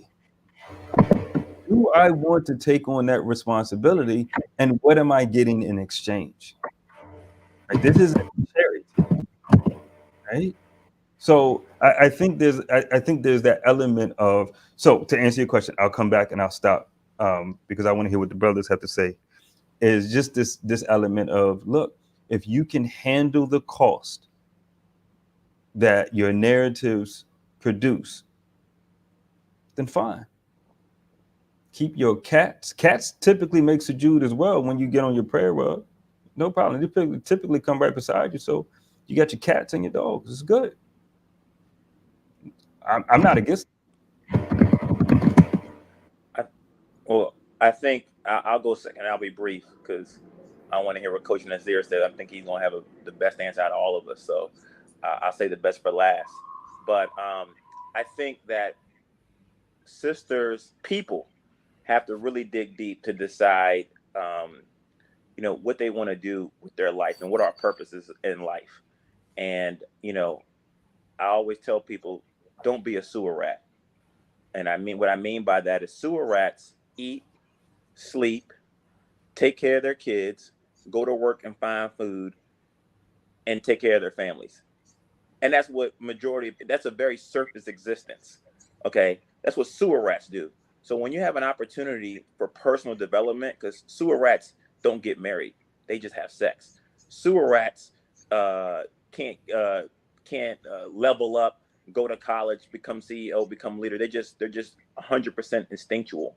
So when you have an opportunity to go above your primal needs and actually go towards personal development, which is what that's pretty much the purpose of life, in my opinion, don't resist it just to become a sewer rat, right? So there are going to be opportunities in all of our lives where we're going to have to show compassion, intestinal fortitude, some discomfort to grow spiritually and emotionally, and we should embrace those things. And so when you're single and you're in your basically primal needs and you've had opportunities to grow and you turn them down, I think that stunted growth, to Nasir's point, is going to affect your mental. It has to. It's supposed to.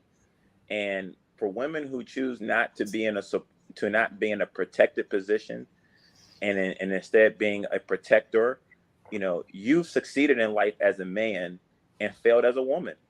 And if you're okay with that, that would be like the equivalency of a man who never got out of his mom's basement and lived off his mom the entire life. If you're okay with that as a man, living in your mama's basement, women will call that guy a loser. Was never able to create any Legacy. No legacy, can't talk to women.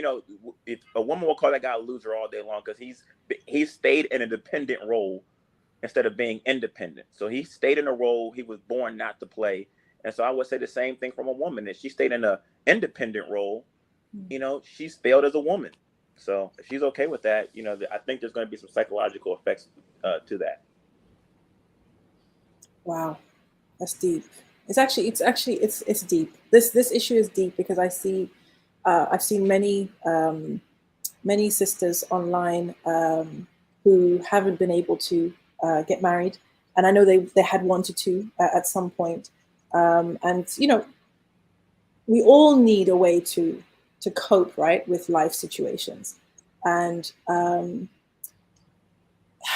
it's difficult because what feels good and what feels supportive and what feels like the nice thing to uplift people who are in a situation that they hadn't chosen. Like at some point they thought they would be married by now. You know, the sisters who thought, I would be married by now. I thought I'd have kids by now. You know, it is a kind of spiritual coping mechanism, right? Whereas Allah didn't plan it for me. Allah didn't want it for me.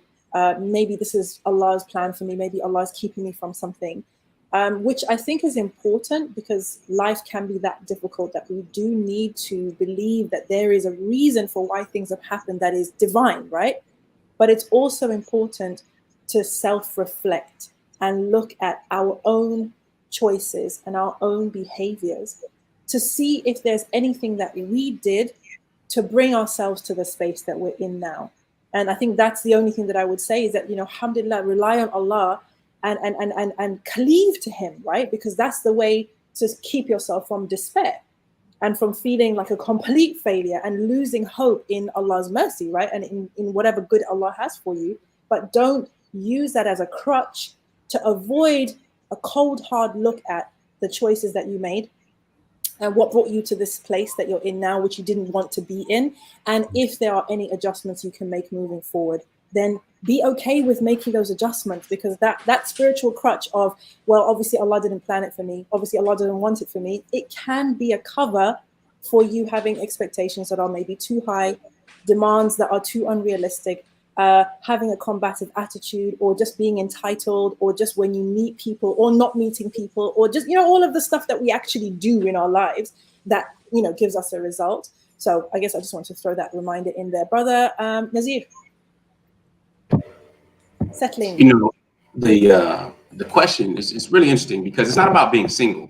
It's not about, you know, what's wrong with being single. That's not the issue. The issue was initially stated that someone wanted to be, you're settling if you become a second wife. All right. So if you become, you know, a subsequent wife, then you consider settling. And then I'd rather be single than be married as a second wife. That's the logic kind of behind it, what I'm hearing. And then what's so bad with being single? Well, we Muslims, I mean, if we don't know the Sunnah of the Prophet ﷺ when it comes to marriage, one being half your deen, right? Just a few reminders can benefit the believers. One is half your deen. Then is marriage from the Sunnah of the Prophet ﷺ, where there were 3 gentlemen that came to like, look, I'm gonna stay away from women, right? You're gonna be celibate. I'm gonna fast all the time, and then I'm gonna pray all night.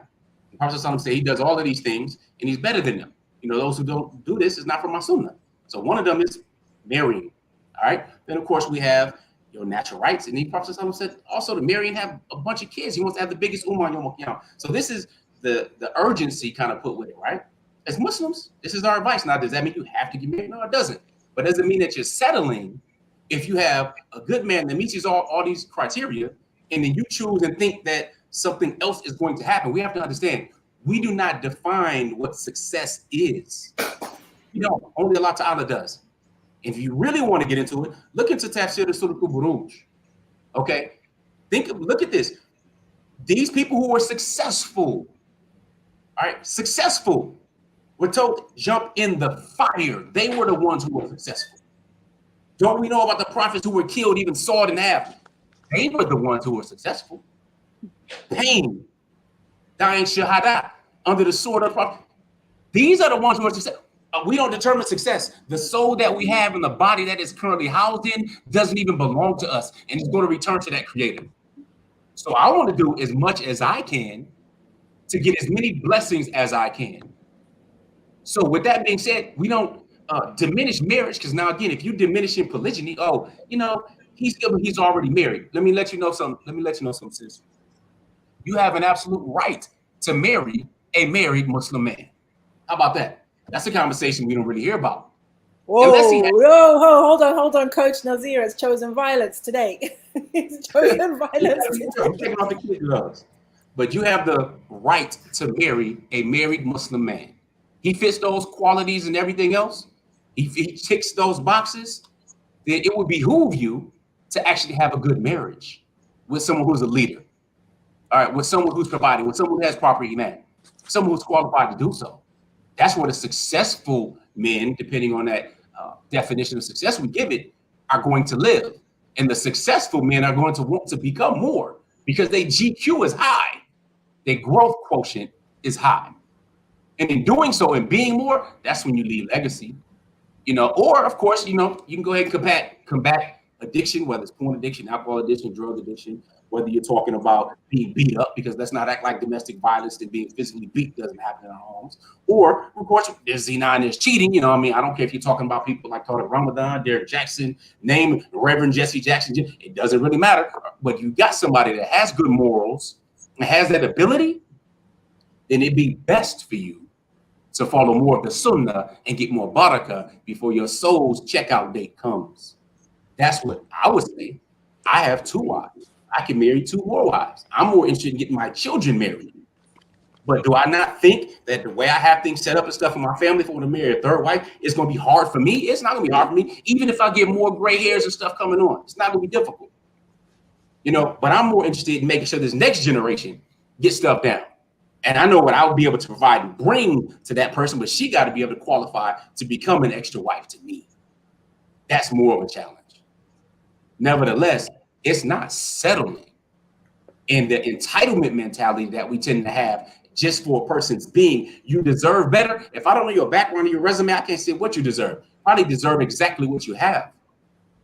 But if we are focused on our personal growth, then we tend to attract different energy and people into our lives versus being that one that's just sitting and waiting and not being known or not other people, sharing good qualities and what they're looking for and letting things happen. Because of course you trusted Allah Ta'ala, but you got to tie your camel first. So we letting you know to tie your camel. Don't pass up the blessings that come your way just because you think it should look a certain way.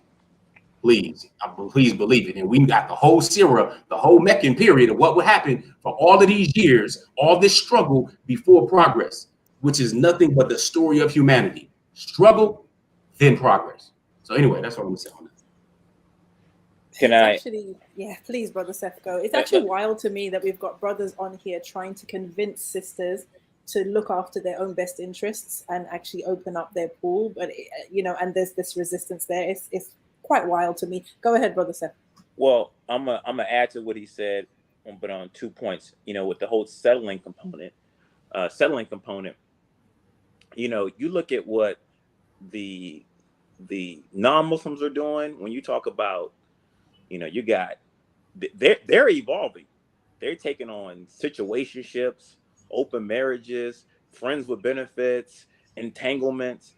These things have become accepted forms of relationships that they're doing. And I don't think they look at it as settle and there are no boundaries, restrictions, God consciousness, or honor in any of those aforementioned relationships. And they're doing them. And they're doing them publicly and accepting. The brother mentioned Nick Cannon earlier, and you see all this type of stuff, and they're thriving. I mean, they're promoting it. And we as Muslims have this as guidance. We have a prophet as an example, and we are almost ashamed. And so when a sister says settling, it's like you're frowning upon something that is a benefit, because let's be honest, you have 90% of women competing for the top 10% of guys. So instead of settling, it should be a mercy.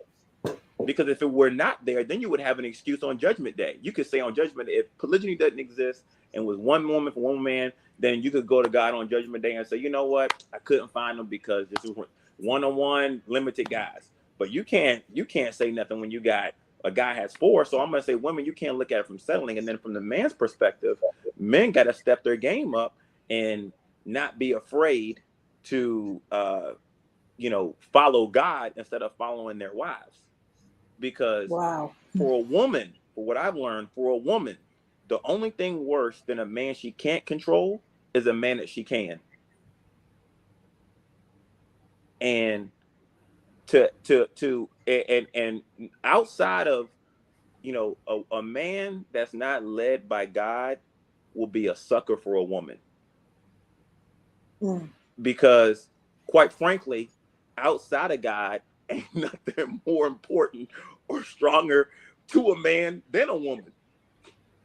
So, you know, and I find it very rich how women, you know, you'll see people who are, you know, a woman will deal with a man who doesn't pray, who doesn't fast, but she won't tolerate him having a second wife. It's a distortion. And the reality is because her ego is, I'm God. You know, it's okay to disobey God. It's okay to cheat on God in her perspective, but it's not okay to cheat on me. And it's become it's a disease from, you know, American culture that spread within, you know, the Muslim world, and it's sad. So so men have to take it upon themselves to calibrate, and I think if they did that, it's going to be difficult. It's going to be an adjustment period, but if they're a good man and they've done the necessary work, you know, I think the good women will acquiesce and follow suit. So, but that's the problem. So men need to step up and make themselves more attractive and more, you know, take on more responsibility. And women need to, you know, change their mindset of this settling, because it's ridiculous. Being alone is settling. So, Ooh. Yeah, Coach Nasir, can you put that in the chat, please? Because you've been taking Sef's quotes for that. But being alone is settling. Whoa. Yeah, right. If you've gone through as a woman, like I said, if you've gone through your life as a man and you've been dependent your entire life as a man, you've been dependent on your living in your mama's basement and your couch. You have failed as a man and succeeded as a woman. And as a woman, if you have been independent your entire life, paid for yourself, opened your own doors, bought your own brunch, paid all your own bills, you succeeded as a man and you failed as a woman. And if you're okay with that, ain't nothing I can tell you. No, there is nothing to be said. I just want to quickly go around the room and see. And Brother Abdul Halim, please feel free to unmute because you are in the stream, inshallah. Do you agree with this quote? The ones the loudest about polygamy aren't ready to do it. The quiet ones do it silently and are out here winning. What do you think? Is that true in your experience? To some extent, yes, I do agree. Yes, I do agree. Okay. And I just wanted to add on to the point, the topic. It doesn't just stop at people calling it settling. Because I actually watched a podcast. I'm not going to mention the sisters. One of the sisters actually went as far as saying, you know, the second wife is you know, a sister with low standards. You know, it's not just settling. It's like low standards. So I think it also comes down to, you know, as sisters, Muslim sisters, we pride ourselves. Well, you pride yourselves on being the primary educators of the ummah, and, you know, being, you know, these high value mothers who educate the children.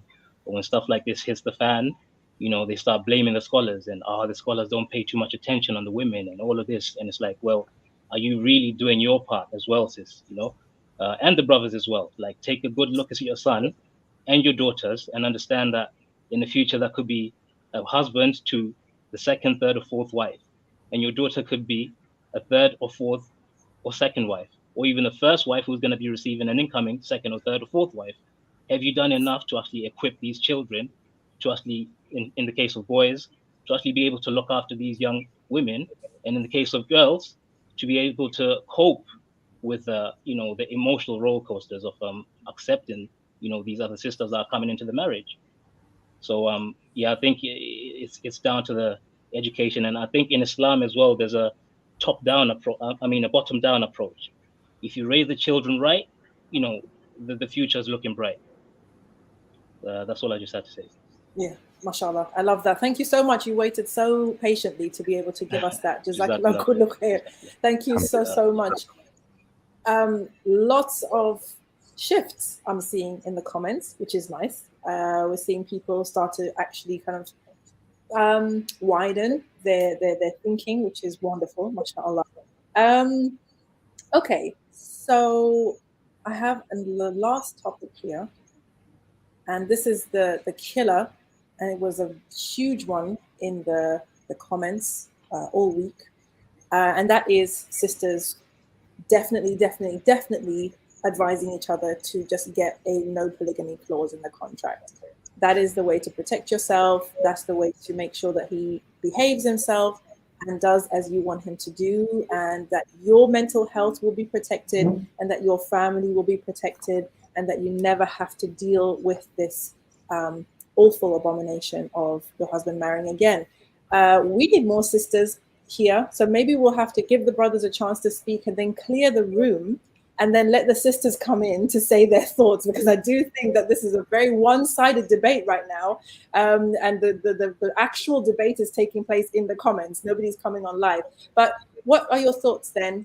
If your daughter said to you, Dad, there's this brother I want to marry, but I want to put a clause in my contract to say that he can't marry again, what are your thoughts on that? Let me take that, because I do have to run in a little bit, but I just want to make that quick point. This happens a lot. And I would suggest for women, do not marry a man who you don't trust and admire and is worth sharing. Period. Do not marry a man that you don't trust and admire and is not worth sharing. And I would advise men, do not marry a woman who doesn't admire and respect you. And if you don't know the difference between respect and love, you probably don't have any children or nieces above the.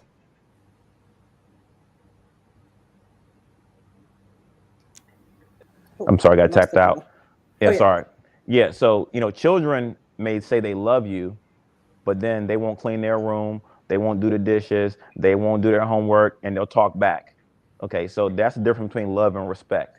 So I would suggest men do not marry women who do not admire or respect you, because if not, it's not going to work for both parties. And when they put those clauses in those contracts, it's basically saying, I don't trust you. So. I don't trust you to do what? To be a Muslim. Because this is what Allah has given, Allah gave an entire chapter 66, verse 1. O prophet, that why do you make that which I made unlawful lawful just to please your consorts? So he dedicated a whole chapter to this to prevent us from, women. It's a power play. It's you can't do something that God says that you can do. And women will say, well, I have a right to leave. Yeah, you have a right to leave, but you don't have a right to tell me what I can't do. Only Allah has that responsibility. That is heavy. I need to take a few seconds for that, because that's heavy. That's heavy. Please, can you, those of you, chime in on that? Because, yeah, that's a lot. That's a lot.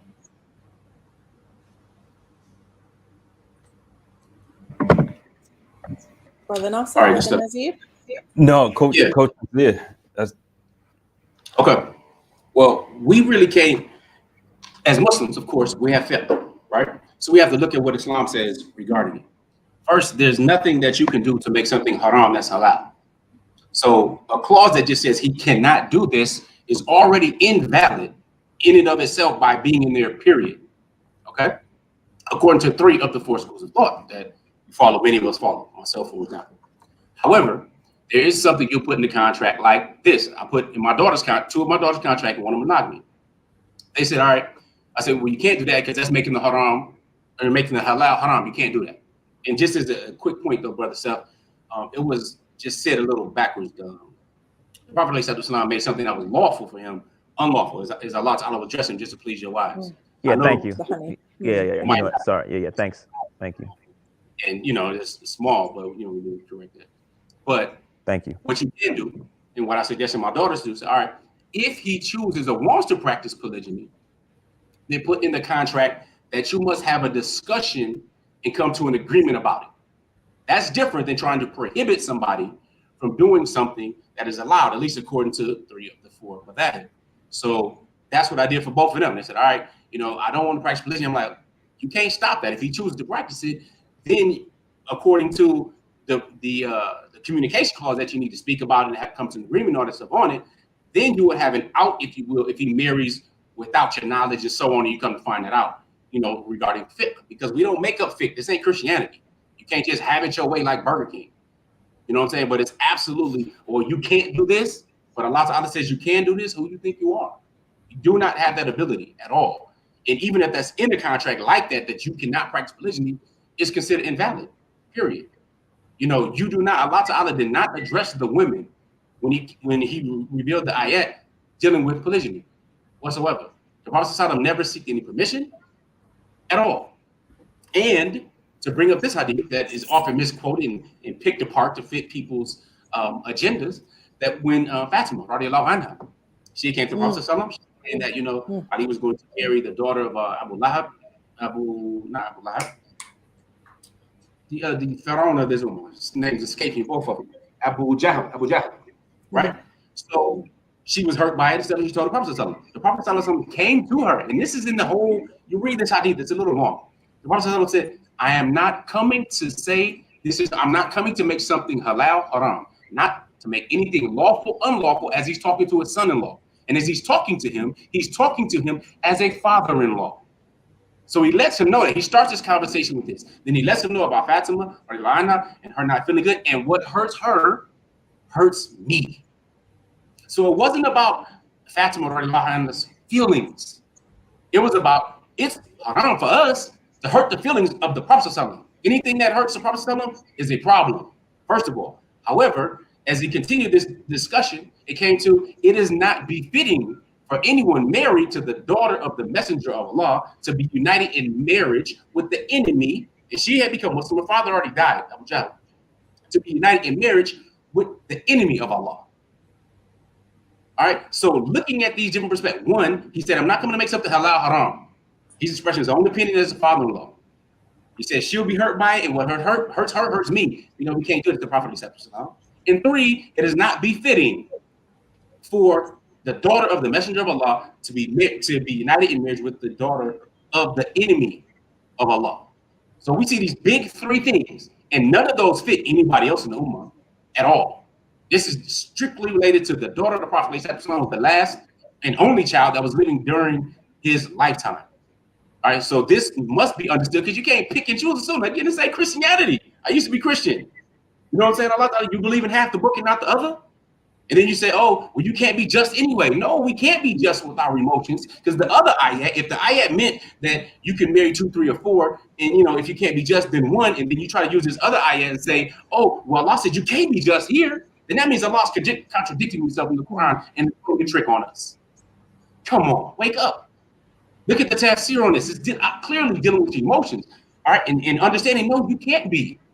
Well, he has a favorite. Let me ask you a question. Does the Prophet ﷺ have a favorite? Oh, no. Oh, no. Everybody knew it. Some gave up their night when he was sick. They knew it and seen the Prophet ﷺ. But he didn't treat them unfairly, did he? So let's get over ourselves and our egos and thinking that we know more or understand a whole lot more, or we try to twist things before we twist ourselves out of this deen. Again, we Muslims, we got to submit. And submission is not a dirty word. That's the whole crux of Islam. A Muslim is one who submits. Islam is submission. All right, so very, very important to really understand that. So when it comes to the fiqh, back to the main thing is that you cannot stipulate something that Allah Ta'ala has allowed to be haram, period. You can't do that. Now, there's ways you can deal with it so far as addressing the conversations-wise and all that kind of stuff, comes to agreement and everything else, from what I understand with fiqh. Again, it's not for me. But my other daughters, again, they prefer polygyny. They want their husband to practice that. Some want to prefer to be a first wife, though, and enjoy her husband, as my daughters say, and then, you know, have him marry somebody else, because they want their alone time to do their things, and they see how it's wrong with my wives and I, and they want that in their lives, even if the husband marries 4. So they say that now, they never been in a relationship. Allah knows, maybe they change their mind, but they seem to be pretty set on that. Now, my challenge is for all these sisters talking about, oh, you're going to get your own, and where the good men at? I'm asking you, seriously, where they at? Are they congregating in a certain place? Because see, I'm a wali. I got daughters that are marriageable age right now. All right? My youngest biological daughter is 20. She wants to get married. I don't know where these good brothers are. You know, some brothers have reached out and contacted me. Some brothers don't really tick the boxes and aren't capable of doing the things that my daughters want them to do. But where are these brothers hanging out at? Because clearly, with the amount of sisters that are unmarried, and the best to marry is a Muslimah who is practicing his deen, I'm not able to find them. And I have good daughters. So please share that with me, where they at, and Allah's going to provide you your own and all that. Let me know where they at. Please, sincerely. I know that was a rhetorical question, but I'm going to answer it. And they all married. That's where they are. That's where all the good brothers at. 80% of guys that women qualify for, you know, only want them for one thing, and the 20% are married that actually could lead them and make them a better person. So it's slim pickings. It's, you know, if I don't have a daughter, but I don't know 5 people. I don't know 5 guys that I could recommend to your daughter, coach. And that's sad, because all the good guys I know are already married, and the ones that are below the age of 30 are broke. So, but they good dudes. No, they good dudes. They're gonna be wealthy. You know what I'm saying? You know, men don't hit their strides until, you know, we like 30. So, you know, they 25 and still on the journey. You know, I know like 2 good brothers, 30, they're gonna have their pick of the litter. But right now they still got some, you know, work to do. I have a question on this one, because I have sons, alhamdulillah. One is 22, the other is 19, the other one is 16, turning 17. And this is concerning to me, because what's being said right now is the good men are all the ones who are in their financial stride, right? But one of the things that we've been saying on this channel is that as Muslims, we need to go back to marrying our kids young, right? Because the zina out there is real, right? Mm-hmm. And as, you know, people go through life and they get education and experiences, etc., the entitlement grows. So if you two, as men, as fathers, are judging suitors based on, you know, the good men being leaders in their financial stride, etc., how then do our young men preserve their chastity and actually marry? Or do you not believe in early marriage for Muslim men, Muslim boys? Well, I'm a big fan of it, because, you know, you can learn so much from being in a committed relationship. You know, the analogy that I use for marriage versus dating or whatever they do, as far as, you know, it's kind of like working for a Fortune 500 company versus door dashing.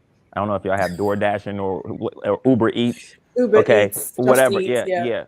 They're both jobs, but when you work for a Fortune 500, a IBM, a Microsoft, a Google, you're used to structured, having a boss, working with others, clocking in, clocking out, routine. They give you great benefits. You have some discipline. You have expectations. You have deadlines.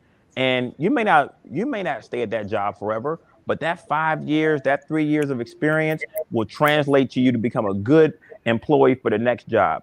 But if all you've been doing is door dashing, okay, you like going here, going there, you're your own boss. You don't got regular hours. You don't have any time restrictions. There's no deadlines. You make your own schedule, work at your pace. And those type of skills do not necessarily translate into sound employment. And guess what? Ain't no 401k at DoorDash. They don't have no benefits at DoorDash. There ain't no you don't have no PTO and no paid time off on DoorDash. You can't accrue those type of things. So being in a committed marriage relationship, even at an early age, has so much more benefits, and you probably won't get it right the first time. But, you know, the Prophet in the Quran, I mean, there's a chapter called divorce. You know, the Prophet benefited from his slave son, his slaves. He married a divorced woman, and this is in Quran. So this whole notion of we got to get it right the first time is not our sunnah. The Prophet he was a beneficiary of one of his marriages of a divorce, and there's a chapter called divorce. So we got to get that westernized, get it right the first time, and understand that we can't be a slave to perfection, because failure is part of life and overcoming it. As long as you're doing it in a sanctioned, controlled environment, it could be character building. Brother Nasir, Coach Nazir, what say you? I think for me,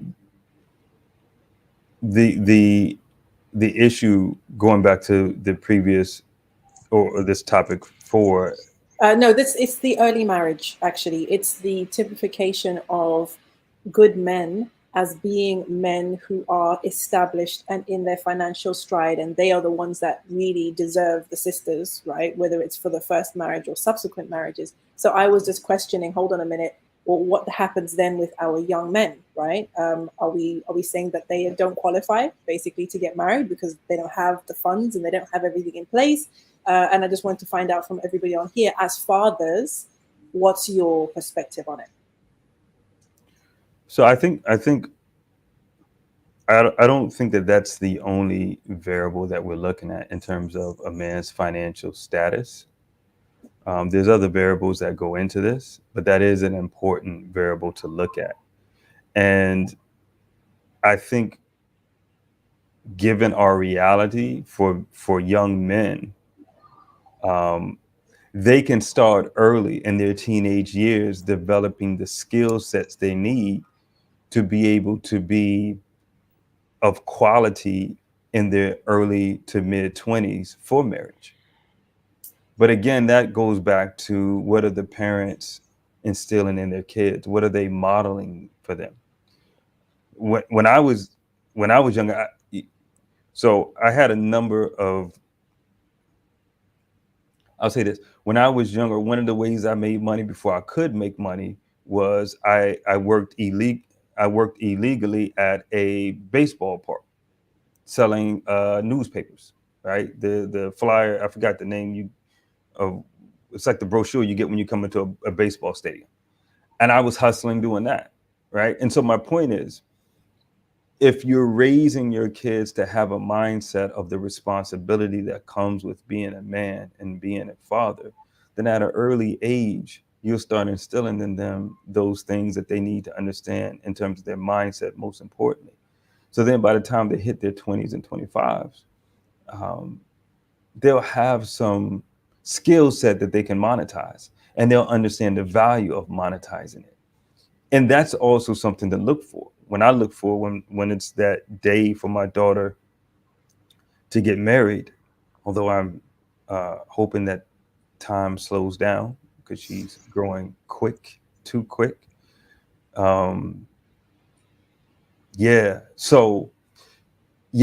What I would say is, that's one of the Are you okay? You need to gather yourself really, for a second. really messed me up, man. Like, because we could see it was like, you're getting emotional.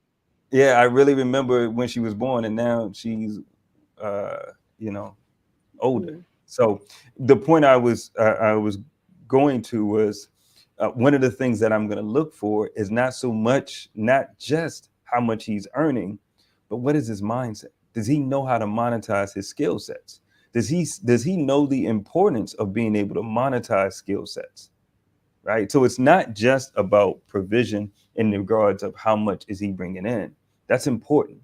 But I also understand a man with a vision and integrity, i.e., he's matching actions with that vision. I'm willing to work with that. Okay.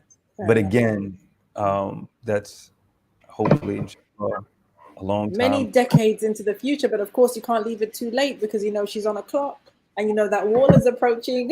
Yeah. I'm messing with you. She has a while. You are messing with me. You are messing with me. I'm gonna drink some water on that. She has a while to go. All right, brother, Coach Nazir, do you have a different perspective on this? I think so. Again, I have 10 biological children and I have 2 bonus children. Okay, so I have 4 daughters first, followed by 6 sons, and I have a bonus son and a bonus daughter. So again, that's a dozen. They range from ages 27 down to 4. Okay, so when we're talking about boys in particular, I know when I got married at 19, so I encourage you to marry young. I mean, that's what you need to do. Now, when it comes to money, of course, that's one of the parts of the equation. But like Coach Nasir said, it's the vision It's the proper mindset that matters more than anything. I knew already when I was 14, 15, I was going to be an entrepreneur. All right. Just because of some of the examples in my family. But I was always told by the time you're 21, you'll be locked up and dead. So I was going around the stereotypical route, alhamdulillah, until I found Islam, which put things in order. And I'm like, if I'm going to do right, then I need to marry this girl. So we got married at 19, well, when I was 19. So with that being said, so my son right now, one of my sons, he's 15. By the time he's 18, he should likely already be doing 7 figures. All right, based on already what he's on, his foundation, what he's training on, what he's learning. So when he said mindset, the first thing I thought about when the brother said, I'm like, oh, he's talking about Dr. Carol Dweck, PhD. If you haven't read the book, you need to read the book or listen to it. I mean, even the free, whether it's Audible or on YouTube, get the book. Mindset, very, very important. It goes to a whole nother level, right? Or, Hustle Harder, Hustle Smarter by 50 Cent. If I ask you as a young man that's looking to get married, what are the last 5 books you read? You can't list those 5 books. That weighs more important to me than how much you're currently making. Only because when I was 18, 19, I was driving a school bus. School bus. Now, it is what it is. But I still was put onto different books, whether that be The Magic of Thinking Big or whatnot, or understanding the importance of getting your money right, because that's 2 things you have to do. 2 things that are going to affect you as a man throughout the rest of your life. If you're being taught that you are the protector and the provider, right? And you have to, exert your personal power as a man. 2 things you're going to need. 1, you're going to need your Islam. That's going to affect every other decision you deal with. That's going to help you be just, stay away from the haram, have your morality and all that kind of stuff, right? But here's the other thing. At the same time, you could be studying Islam, you could be teaching Islam, but if you're a poor righteous teacher, you're going to have some problems. All right, now poor, you could look at it as an acronym because that can mean passing over opportunities repeatedly. So I know that some people probably in the comments are watching have an issue that I mentioned the book Mindset by Kafir, Hustle Harder, Hustle Smarter by 50. There's some language and stuff that goes on with that. Rich Dad, Poor Dad by Kiyosaki, or Cash Flow Quadrant, or 21 Irrefutable Laws of Leadership, or Think and Grow Rich, right? I'm naming all these books by these non-Muslims, even though they talk about, some of them talk about Islam and some Muslims in it. But you're like, oh, well, we can just go here and get this information. Did you forget that the Prophet ﷺ said that, wisdom is the property, the lost inheritance of a believer? Wherever he finds it, he's most entitled to it. You know what I'm saying? When we look at Islam spreading, that's we were in these sciences and benefiting people, is because we studied everything around us that made us in remembrance of Allah Ta'ala. So 1, having that foundation of Islam, that's going to help you there. That's the ultimate success, no matter what you do, whether it's marriage or finances or anything. Without Islam, it doesn't matter if you gain the whole world, but you lost your soul. The second thing you need to learn is money and currency. Is really what we're using. Most of us haven't even seen or touched money, because there's 6 qualities that actually make some money. That's a different level. But then I would say, listen, have you went through the free series, Hidden Secrets of Money on YouTube by Mike Maloney? Do you know what's going on right now? Whether it's dealing with cryptocurrency right now, or you're looking at fiat and the strength of the dollar, or seeing about this collapse that's coming, or seeing what's up with the housing market, what the Federal Reserve is, how the Prophet ﷺ said there's going to come a time when you won't be able to even deal in money without it having the dust of riba on it. And every single dollar that's in existence, US dollar that's in existence, was only because of a loan from this federal bank that has nothing. So it's absolutely built on nothing but riba. But you need to learn what's going on with money. And if you're in that process of learning and putting that together and you being proactive about it, I can work with you. 2 son-in-laws I have, both of them broke. Both of them, they broke, but they married my daughters. All right, both of them broke. One, for example, though, he has a little internet business. He's working on some stuff and getting the marketing down. Alhamdulillah, I'm about to make me a grandfather. So these things are important. But that's one of the measures. If your mind ain't right, if your Islam ain't right, you marry somebody, you can marry somebody that doesn't love you, doesn't have this, but if it's Islam is right, you're still gonna be treated properly. You're not gonna be oppressed. So that's more important than the other things. However, those 2 things are an ongoing thing for the rest of your life. That's gonna affect your sadaqah, that affects your hajj, that affects your options that you have to travel across the world. It affects your health, your stress level, all of that. I also learned about that second thing, which is money. You gotta get that down. And if you're not on track to do that or have that ambition, because I don't know how to teach ambition, if you don't have it, then it's really on to the next one. But you can be 19, 20 years old and so on, but be on that right path, if you will. And I know how that path looks because I've been walking that path and learning that path and teaching that right now. And I want my sons to be qualified and capable of each marrying at least 4 wives. All right, whether they want to or not, totally up to them, but I want them to be qualified for that. Because in learning about that money game, you got to learn about leadership, management, communication. There's many different things if you want to keep it. So that mindset is critical. But those two things, your deen down and getting your dough right, those will set it up. And do you have to have those? Do you have to have your money right and all that stuff at that time? No, you're young. You don't really have anything. Like the brother Seth said, you about your 30s or whatnot, even though that timeline is shrinking with the different vast opportunities that are available. Look, we broadcasting live almost 3 hours, all in different time zones all over the planet. If there was something to sell, which it should be, but if there's something to sell, you can monetize this thing. I didn't have that opportunity when I was 19 years old. So the world is absolutely changing, and we need to be making sure you can take these timeless principles and benefit from that. Those are the type of men we need to rise up. Those are the type of men that are successful men, and they're extremely attractive to women. So then they get the pick. Well, I have to run, but I just want to make a quick comment before I take off. I thank you guys for having me on the show. But one thing you mentioned, Coach Nasir, is the dean before the dough. You mentioned that several times, and that's vital, because you can see if you don't have you see what happened to Will Smith. He can't keep his woman happy because he lacks the integrity, the spiritual leadership to keep his woman content. Kanye West, a billionaire. His girl, you know how it goes. So dean before the dough is vital to your point. So I just wanted to highlight that because you said it several times. So I think that's really important. And outside of that, I appreciate you guys having me on the platform.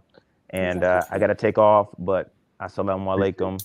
And we'll touch base. Assalamu alaikum. jazakAllahu khairan. Thank you so much, Brother Sef. jazakAllahu khairan. Send your salam to Brother Sef in the comments, guys. Very quickly before we wrap up, guys, there's a comment here that I think is only fair that is addressed, because it is a big issue with sisters, and it is something that causes a lot of the emotion around this conversation, right? This issue of, do men understand that it's hurtful for the first wife when the man gets a second wife?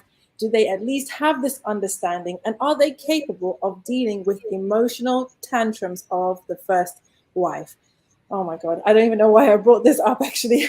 But I want Sister Juwairia, if you don't mind, sis, commenting on this. Thank you so much for joining the stream. We've been a very, very male-heavy panel this evening. I'm going to get into a lot of trouble. What's your take on all of this that we've been talking about so far? Assalamu alaikum. Sorry, I missed some of the show, so I caught up to it. But mashallah. Sis, you weren't here on time? Oh my goodness. Yeah, sorry, guys, live crew in the chat. If you're live, replay gang, if it's on replay, go ahead, sis. Family. So, so yeah. And the comment is, I'll be honest, women do get hurt when it depends how it's done. I'll be honest with you. If I was a first wife and my husband came up to me and said, listen, I want to get married again and I want to marry this person, and I'll be okay, I might not agree with it, but he can't, he doesn't need my permission, to be honest, but I will feel some way about it. Okay, I'll be honest, I will feel some way about it. It's not my right, but I will feel some way about it. I'll be wondering, why am I doing something wrong? Is there something you don't like? Is that, what can you not find in me that you can find in her? So it will be some, but so yeah. You so must definitely listen back to the show, because we talked about that. That line of questioning that kind of we tend to entertain. So definitely listen back to the show. I will definitely. But also, and one of the things is sometimes people react with anger. Mm-hmm. So let's say, rather than taking time and to think back, you know what, maybe this is a good thing for your family. Maybe it's something, but we react rather than thinking about it. Is the first thing is the reaction. Like, why are you doing this? Why this? Why this? But sometimes it's, and also, like I said, it's handy. Let's say then he's man enough to come and tell me, okay, I'm going to get married. Okay, fine. Me and you will deal with 2 adults, we'll deal with how we deal with it. This is not something that's going to break our marriage, and we will communicate and we will get there. But if I find out through my friends or through the community that my husband got married behind my back and everyone's talking about it or something, and I find out he didn't tell me, then I'm sorry, but you broke my trust. Could you not trust me or respect me enough to tell me? And did you not think like, it's kind of like, what did he, like, how can you do that in the way? Did you not respect our marriage? Do you not respect our relationship? Do you not respect us as a unit. Allah gave you the right. Allah gave you the right. You can marry, and it's qadr for you to marry this, and alhamdulillah, there's a blessing in it. But I'm your wife. We share, we communicate, we're a unit, we have two pairs. If you want to bring someone into the relationship, fine, but talk to me about it. You know, it might not be easy to conversation. There might be hurt feelings. There might be argument. There might possibly be shouting, but we have to talk about it. So we, as before the sister comes into to the marriage, we are in a solid ground. So when the other sister comes on, the resentment and the anger I have on you doesn't go on her. Sorry. So that's my perspective. Yeah. No, jazakAllahu khairan. jazakAllahu khairan. I think, you know, what you said is pretty much what many sisters would say. I'm not sure whether one of the brothers, do you have something to communicate with Sister Juwayriya on that? Yeah. Go ahead, brother. No. Like I told you earlier, beauty before age. Oh man. All right. Yeah. Well, here's the thing. We are not, since we're not the same, you mistakenly believe that we are supposed to show our emotions the same.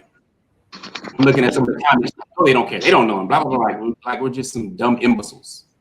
Okay. We tend to go in to emote. We don't go and have a circle of brothers around us and we cry it out and we talk it out. We want to do that. That's not really advantageous for us as men. And if you think of us and we look at our history, for example, being on this planet, that doesn't really help you when you need to be the one going out there hunting, when you need to be the one at war and fighting and so on. Time for diplomacy is before you get to war.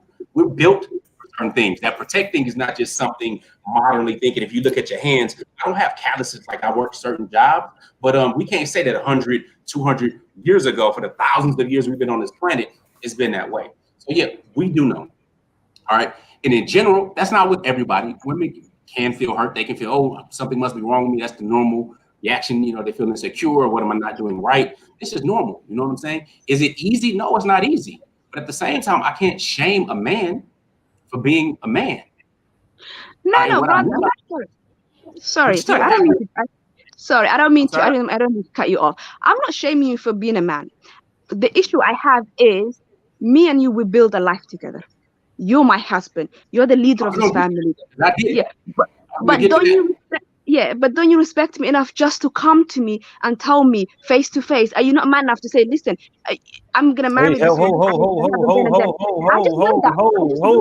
I want you to tell me to come up and say, I want to get married. I want to marry this. We don't do that here. We don't do that here. What we don't do, I'm glad you asked what, because I'm going to tell you, we don't do the you're not man enough stuff. But you, Coach, the sense that I was questioning his man. Just to be clear, you can continue, but just to be clear for those who are listening, we don't do the qualifying a man as not being man enough, because what sisters would not allow is for us to say that women aren't women enough. Let's dig deeper into what exactly is the issue. Okay. The issue for me is we are a pair. We are a unit. We have children together. We have a life together. I want you as my husband to come to me and to trust me and to respect him enough to tell me, listen, I'm going to get married to someone else. And then that will give me enough time to process what I'm feeling. I might even talk to you about it. I might be like, you know what, give me time. I just need to process. I will do some dua to Allah. I will pray. I will ask Allah for guidance to give me patience. All that I will do what I need to do to get myself right with the situation. But that's my problem. How I feel is my issue. So I need to get the chance to I'm speaking from experience now. Yeah. All right. A couple of things. One, I married without my wife's knowledge and permission. I told her after the fact. Ooh. Okay. So yeah, I did. Now, here's the thing. You don't have to wait for your husband if he's not married to another wife. You don't have to wait for him to have the conversation with him. You know, that tends to be the expectation, is that you can't have the discussion about polygyny regardless. Now, if you are the person that's not approachable, or you blow up at it, or he brings a little small blue Bilal Phillips book in the house, and then now that's causing all kind of friction, then you might not talk about it. Myself with my wife, I had a journal, and my journal was out, and I had like a goal to have 4 wives and all this stuff because I'm in business. I'm learning. I'm journaling stuff, putting goals down, right? And she saw it. We had a big old argument about it. I'm like, you saw my book, and it was like on her desk, right? But I already knew it was a hot button for her. But I knew also that she had good iman. So she was already talking with other people and helping them with their situations with polygyny. Now, I didn't know how to effectively deal with it. So I felt in my logical mind saying, okay, she's Muslim. She already knows this is there. This person's a good person, so on and so forth. So she will adjust. Is that the best practice? No, I teach brothers don't go that route. Bring it forward and I'd let women know you also could bring it forward too. If it's on your mind, if it's a concern to you, if you want to wait for him to come around, he might not come around. If it's a hot button where you get all extra emotional, then control yourself. Have the conversation in advance before you end up having it later, because what you're talking about is a preference. And your preference does not define the principle. The principle, he doesn't need to. Now he could be, it could be a bastard, he could be whatever you want to call him, all throughout the names, right? But he can still go ahead and do it without permission, without even telling you and let you know later. Now, is that the best way to do it? No, I don't think so. I don't encourage that at all.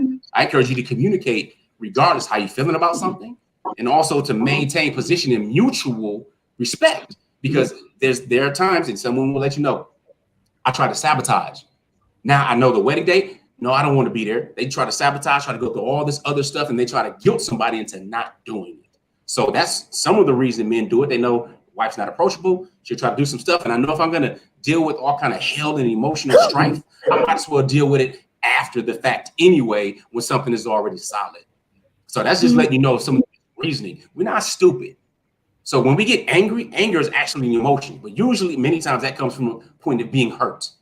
But we're not going to cry, just usually not going to sit and cry and mope around and be all passive and dismiss. Nah, you know what I'm saying? We'll get hurt. We'll get loud. Now you're challenging my authority or my manhood, or you're going against something Allah clearly says. Maybe we're not develop to the point to be able to have that communication skill or are being emotionally aware, but that doesn't mean we're blind and stupid. We know it will likely hurt.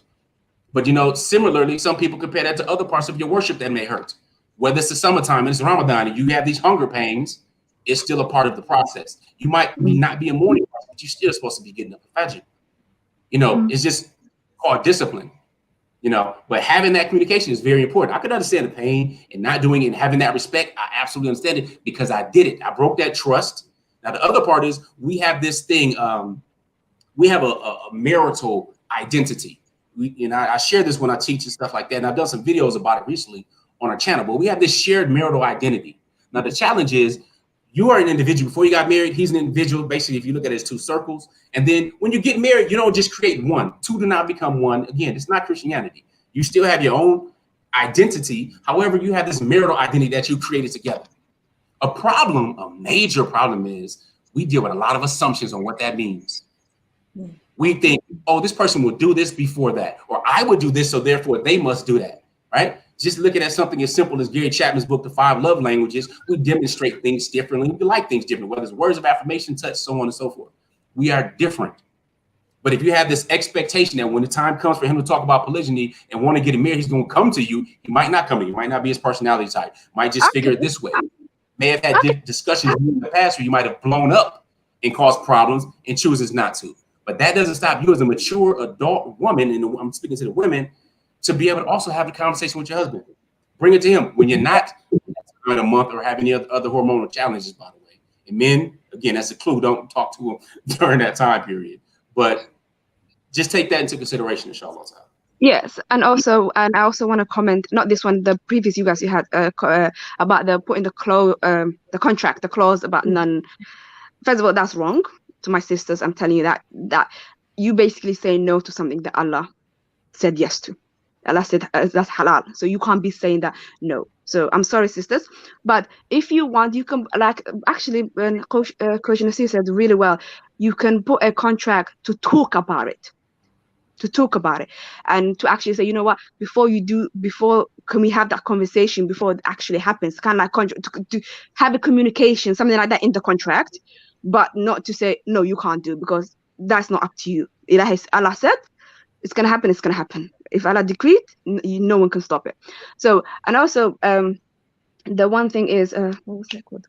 Yeah, and I don't when I say talk to me, I don't mean talk to me at the time. I mean, like, me and you will have a conversation. You can have a conversation with me about, but first of all, I have no problem with polygamy. I have a lot of family members who have, and I also know a sister who arranged her husband to get a second wife. She actually arranged it. She found the sister, got her husband, and said, I have someone for you. This is the sister, and when you to marry her, she did the whole arrangement. Mashallah. Mashallah, they're happy in there. So for me, polygamy is, I've seen it. I've seen the success of, a lot of people seem to be online coming down on it, but I've seen the success. I've seen the kids that come out of it. I've seen the families that come out of it.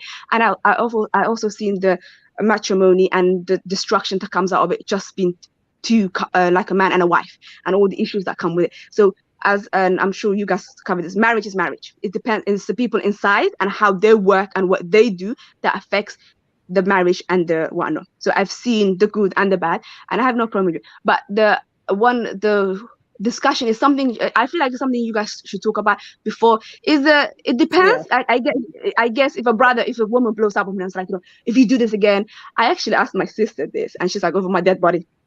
See, I love that. That's the default setting. Do you remember I said this in my live stream on Wednesday? Yeah, that is the default setting. No way. Over my dead body. Yeah, not on my turf. But like, this is not happening. But and the thing is, sis, can I just say as well, just because I want to bring in Brother Mahdi, because he's waiting in the wings there. And it's in the chat, there's been a lot of talk about, okay, if you can't put in the contract that he can't do it, what you can do is put in the contract that if he does it, you will leave, or that if he does it, he must divorce you. And you know my stance on this. Right? You know my stance on this. Yes. Like, it's wrong. Like, what are you doing? It's not about wrong or right. It's are you prepared to deal with the consequences of that? Because you're doing that. It's a power play on your part. Yeah, because you're like, he's not going to want to lose me, right? It's a bluff, right? Because you don't expect him to actually go for it after you've already told him that if you do it, I'm leaving, right? That's a threat. Now, what happens when he does do it? Now he's called your bluff, and now you have to make good on your threat. But if you make good on your threat, sis, and you've got a decent man and you've built a life with him, who is going to lose now? This is the thing. Like, have you shot yourself in the foot? Have you destroyed something that didn't need to be destroyed? And as Bibi says, what if you said that, he agreed to that, and then he just goes behind your back and Aoudhu Billah has a mistress or marries secretly or whatever? It's not the power play that sisters think it is, guys. Yeah. So please stop giving each other bad advice in the chat. Please, I beg you. I also had advice. If a sister finds out, let's say her husband went behind her back and he got married again, my advice to sisters is, do not talk to your friends about it. Do not talk to the women in your circle. Speak to an elder. Speak to maybe your mom, an elder, someone who's been married for a long time, somebody who lived life. Not your friends, those people. They will give you bad advice. Go advice to the people who's been married for a long time, the elders in your community, even if you have to go to a counselor, whatever you need to do to get it, but do not go to your friends. They're like, oh, he did that to you. You need to get rid of him. Why are you with him? They hyped you up. And then when you've done it and you're left with you and your kids with everything, they'll be like, who told you to do it? So it's like they give you bad advice. So go to the people who are experienced, who've been in a relationship, who's gone through difficulties, who had to overcome situations. Those people know what they're talking about. Those people know what they're advising because they have lived experience.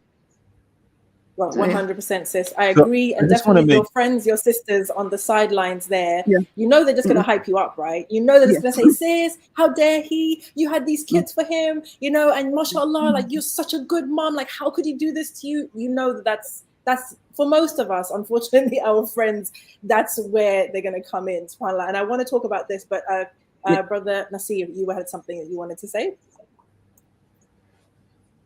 So I think... I think it's important to understand that, one, like as I said before, we're responsible for how we feel, right? Our thinking produces our emotions, which then influences our behavior.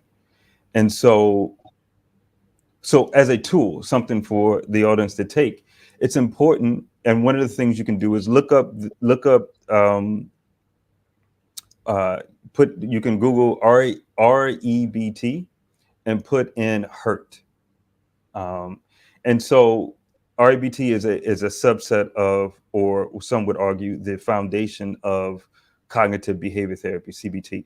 And so what the model would say is that hurt is a unhealthy negative emotion, and disappointment, however, is its healthy alternative.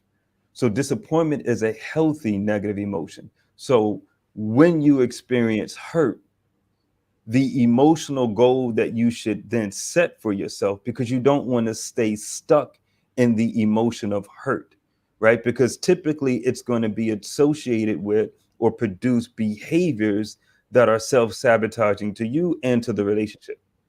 So you don't want to stay in hurt. Your emotional goal, though, should not be happiness, because that's not realistic. It should be the healthy alternative, which is disappointment. One of the ways you know in which, whether you're in disappointment or hurt, is actually what you're doing. What is it producing? So always ask yourself, what are my thoughts and emotions producing? Is it producing you isolating, lashing out, passive aggressive behavior? Then more than likely that's you experiencing hurt and staying in that.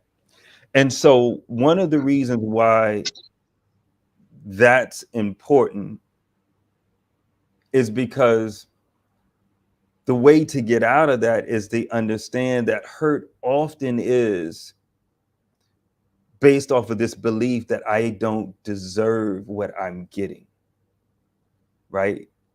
And that goes back to that entitlement thing, right? When we don't believe we deserve what we're getting, then we oftentimes experience the emotion of hurt. So then the actual challenge for you to do when you're experiencing hurt is to challenge the thinking that you don't deserve this. I would question, if I was working with you, where is it written in your belief system that you don't deserve polygyny? As in, this is something that, I didn't sign up for, and I don't, I'm a good woman. I shouldn't have to go through this. I'm a good sister. I've done everything right. But to move us along, guys. Or that is something wrong with me. Yeah. Right? Because remember, when my frame of reference, is that the most generous is only going to give me something for myself, monogamy, then if the most generous is as I've defined him, boxed him in to be, if he gives me other than that, then it must be there's something wrong with me. Yeah. Right. So again, you got to come back to the thinking. And I would say, just in brief, the emotional goal would be disappointment that he didn't come and tell me beforehand. The emotional goal is that's what you want, to move towards disappointment. And what are the thoughts you need to have to get there? jazakAllahu khairan. Thank you so much, Juwairia, for joining us live. You were the only sister on the live tonight. May Allah reward you. Thank you for always supporting the channel and just being here. When you love it, when you don't love it, we appreciate you, mashallah. jazakAllahu khairan. I want to bring the brother in. Inshallah, you can come up if you're available. I just want to address this sister here. Says, Assalamu alaikum. A woman doesn't need to leave the marriage if the husband chooses to marry again. She can choose to forego all relations with him. No provision, no intimacy. Their priority now can just be the kids. I just want to say to that, why? Why should you forego your provision? Why should you forego your intimacy? Like, I don't get it. Like, what are you saying, that you don't need provision anymore now that he has another wife? You don't desire intimacy anymore because he has someone else? Maybe you do. Maybe that's what you're saying, but I don't think that, again, this is the power play that people kind of think that it is, because you're hurting yourself at the end of the day and you're damaging your relationship for no reason. But anyway, yes, Brother Mahdi, l'enfant terrible, welcome back. jazakAllahu khair. Assalamu alaikum, Brother Nasir. Wa alaikum salam, Habib. How are you? Alhamdulillah. كيف حالكم يا إخوان? وأختي نعيمة. Right. So, what's it to be? What are your thoughts on what you've heard so far? Is there Sister, something I don't specific you'd know. like يعني to talk والله, about? I heard the sister getting very upset, but I have one thing to say. Sister, look, very simple. If you as a wife want husband to tell you, يعني, I'm going to marry again, make it easy for him to tell you. I tell this story many times before. I had two wives when I was 27. One wife I tell I'm getting third wife. Other wife I don't tell. Why? Because one of my wives, I knew that she was going to cause a volcanic eruption. And the other one, I knew she'd be upset, but يعني, she could handle her emotions in the correct way. And that's it. You know, so, and that's exactly what happened. We had a volcanic eruption from the first one.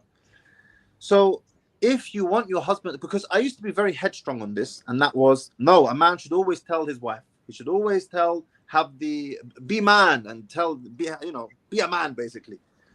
Having spoken in detail with other brothers and their experiences and the side effects that they have experienced as a result of that, first wife running away, blah, blah, blah, my opinion has slightly altered on this, and it's more of an individual situation thing. If you're with a woman who is she doesn't have to like it, but she just has to be sensible in how she approaches the discussion, then khalas, no problem. But if you're with a sister who is going to cause you all sorts of problems, then I understand why a man would not want to bring that to her attention. I get it.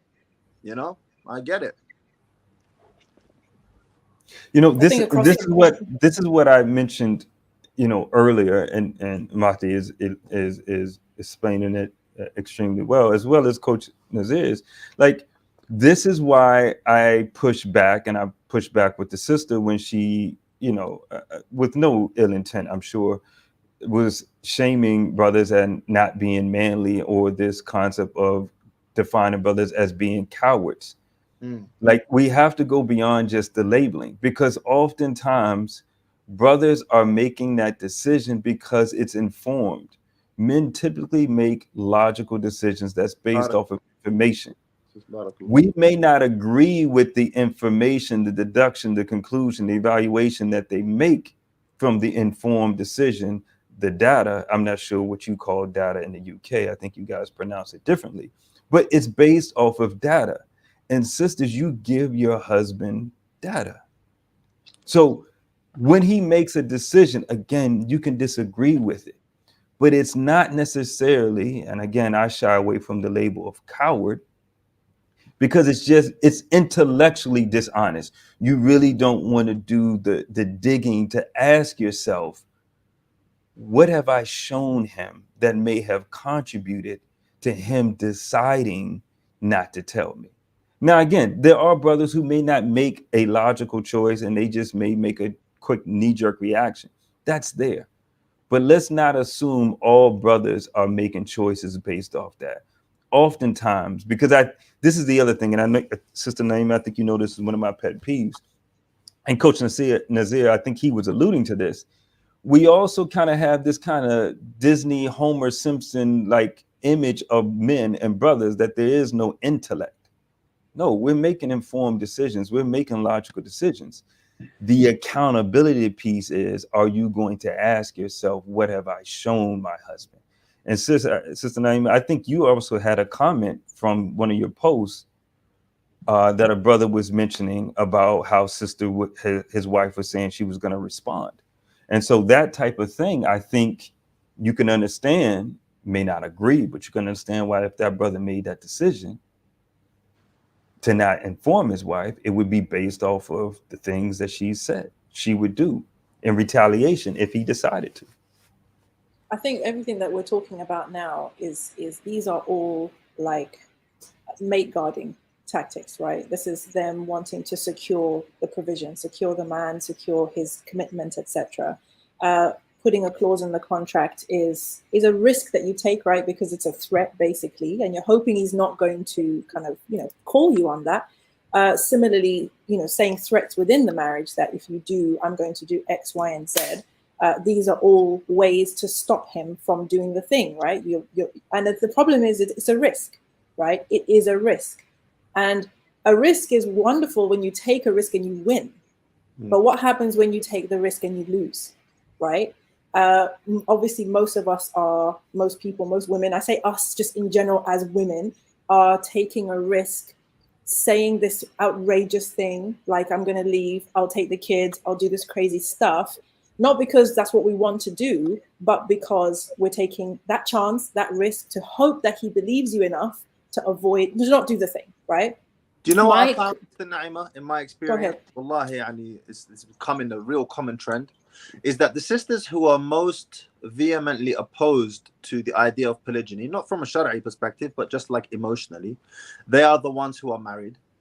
And the sisters who are most open to polygyny are the ones who are struggling, being 100%. single. Yeah, it's a privilege, right? It's protecting a privilege, right? And the reality is, and I've said this before, the reality is in the society that we live in, the majority of marriages will be monogamous. That's a fact. Alhamdulillah, yani, just is what it is. Alhamdulillah, right? So sisters, you can be very happy. The chances of you actually having to deal with what we're talking about today are quite slim, relatively speaking, right? But what happens is that the narrative within the community is dominated by the concerns of the only wife. Let me push back on you there. Let me push back on you there, Sister Naima. Because you said just now that, so don't worry, sisters, you can be happy. There's an underlying presumption here. And that underlying presumption is monogamy is better than polygyny. Well, yeah, but that's the dream. We've talked about this before. The fantasy and the dream is the man loves only me and he's committed only to me and I will never have to share him. That is the fantasy and the dream. Sahih. And look, but the underlying presumption here is monogamy is better than polygyny. And my response to a sister who would say that is, how do you know? How do you know? Now, I'm not saying polygyny is better than monogamy. I'm not saying that. I know there's an ayah in the Quran where Allah mentions 2, 3, or 4 first before he mentions 1. Okay, but then he concludes by saying, if you feared injustice, then just 1, right? So I'm not saying polygyny is better than monogamy. However, I am asking the question simply, how do you know that monogamy is better than polygyny? I can tell you, having been in monogamy and in polygyny, that there are pros and cons to both. There really are. And I can't even tell you which one is better. For me personally, I would say polygyny is better. It has its hardships as well. However, there are really pros and cons to both. Yeah, and it's not just like, oh yeah, monogamy is the superior choice. That's not true at all. The thing is, there's 2 levels here, right? On the level of just purely what's better and what's worse in terms of what feels better and what feels worse, right? There's an argument to be made. And yes, that both of them have pros and cons. Most sisters would rather take the cons of monogamy to enjoy the pros than to take the pros of polygamy to deal and have to deal with the cons, right? However, that's the surface level. What's interesting to me is the deeper level, right? Is the deeper level on in terms of our deen and the barakah within our situations and what is possible. Also our own emotional growth and potentially the growth of the relationship. Those are things that you never hear people factoring in because the narrative is a husband marrying again is like throwing a nuclear bomb into his family, basically. He's destroyed his family. And that's the narrative. And sisters mentioned many times. Gordo eats, jazakAllahu khairan for the super chat. JazakAllahu khair, thank you. 2 6 out of 10s are more than 1 10 out of 10. Shout out Abu American. Okay. So again, you see when you said that, you know, how do you know that monogamy is better than polygamy? Definitely the narrative that is common in society definitely plays a part, the conditioning, etc. But also because we are looking at things in a self-centered, superficial level, right? Which is what feels good to me, what fits with my dream, what fits with my fantasy, what I've always wanted, right? And I hate to go back to this ayah, which I mentioned in my live stream earlier this week. It could be that you dislike a thing and there is good in it for you, and that you like a thing and that is bad for you. But like I said, whenever we're talking about people adjusting expectations and mindset on this channel, we're just saying, be Islamic.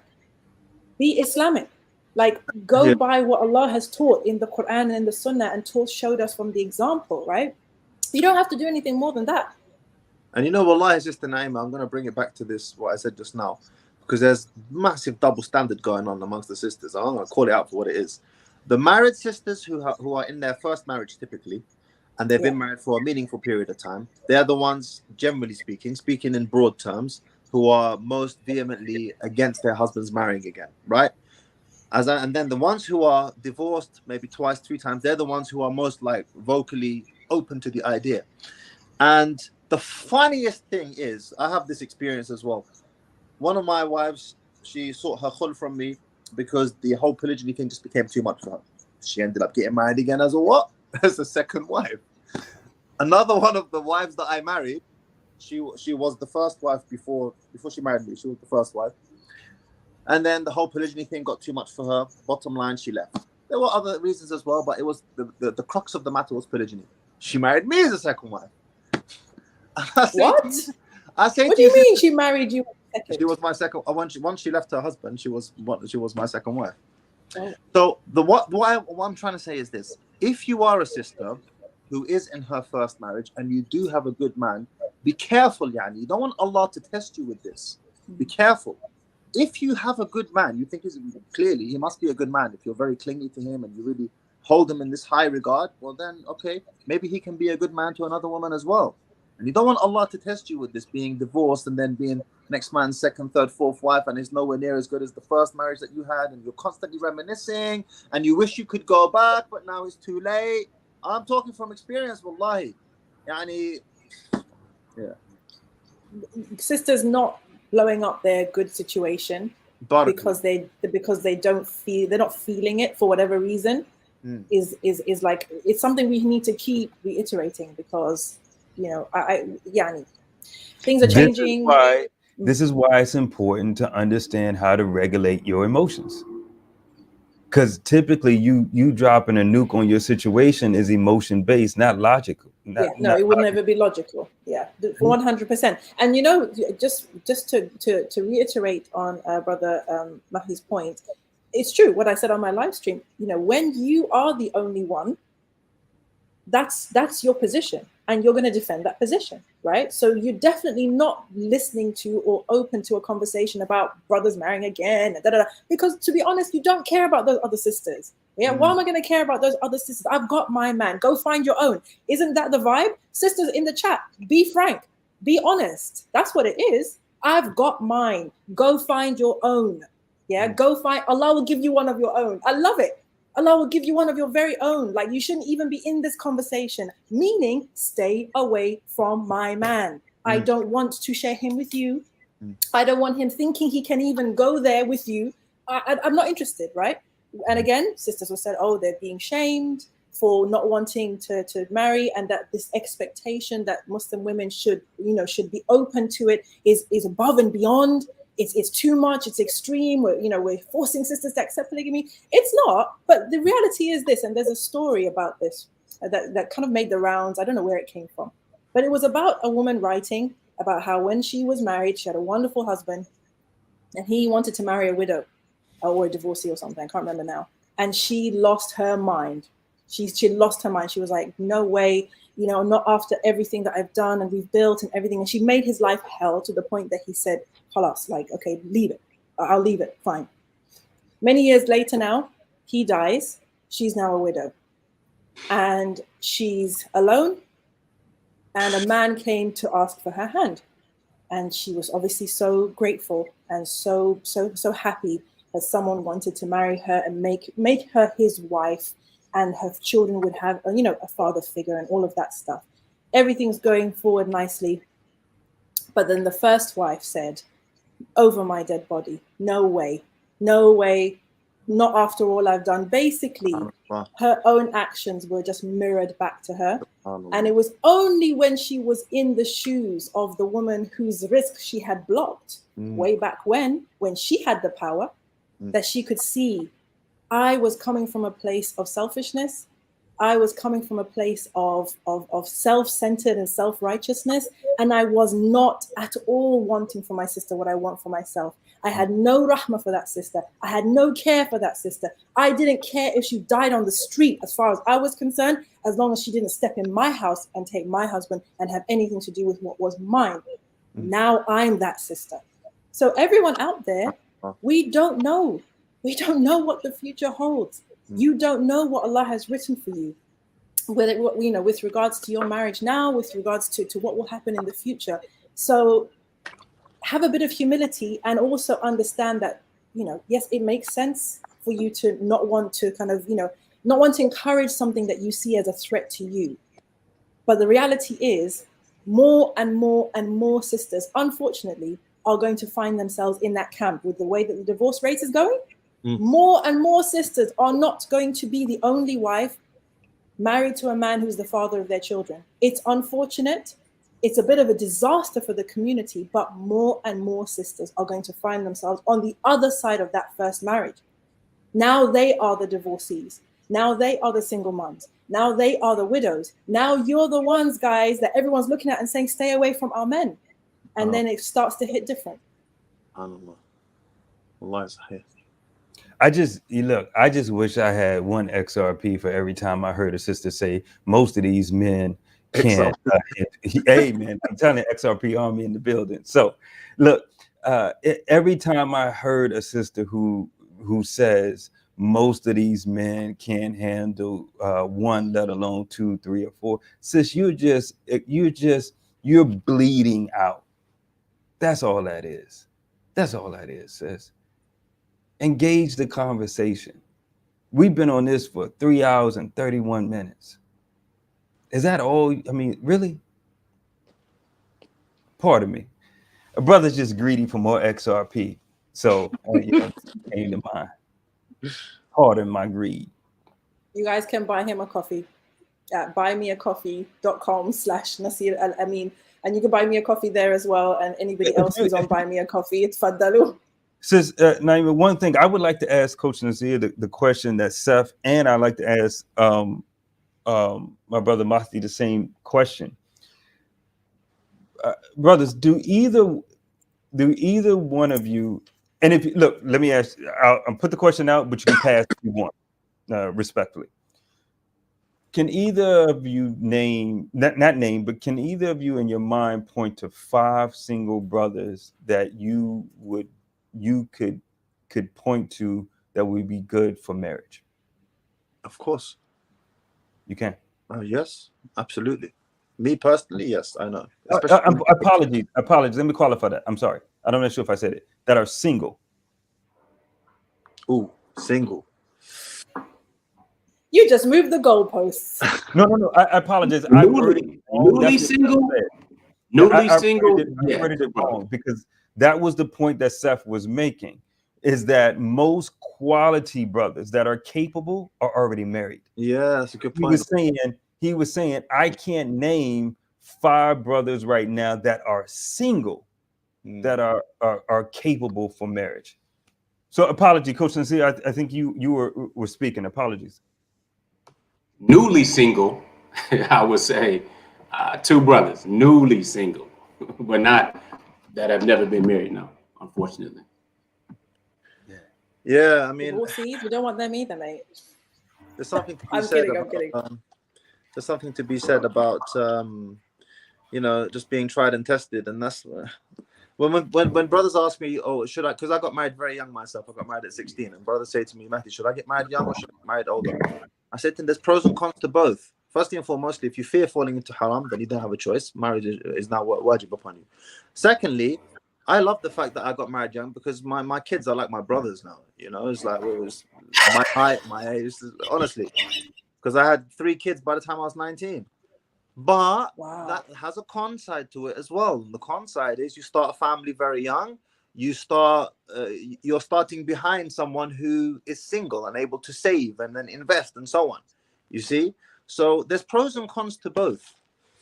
But as young as possible, because I remember watching a lecture by Na'man Ali Khan, and this lecture is an old lecture. It's nearly 10 years old.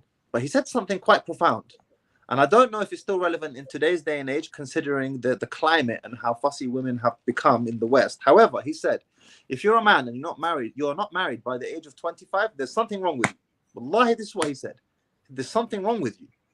Now, this is an old lecture, remember now, okay? Now, in today's climate where women are holding out for this often fantastical creature who doesn't even exist, right? Maybe it's a slightly different situation. However, definitely you do start to become fussier. The longer you hold out, okay, one of my wife's friends who 40 years old, she's never been married before and she's still not married. And now her expectations are even higher. And what she said, well, I'm not gonna break my fast on a basla. I'm not gonna break my fast on an onion. I've been fasting for 20 years. You expect me to break my fast on a basla? So the longer you wait, the more you expect, but because of your weight, ironically. So just do it quickly as possible. Bismillah. Bismillah. I have a question actually that I want to round off on, because I'm sure that you all have an interesting perspective on this. And I think, Brother Mahdi, you mentioned that after the first wife, or the initial wife, this is Coach Nazir's language, verbiage, the initial wife. After your initial wife, if you marry subsequent wives, your criteria goes down. Like you become less fussy, right? Do you still feel that that's the case? Can you talk to that? Yeah, 100%. Coach Nazir is like, hey, no. So I think there may be some different views on this. What's your take on that?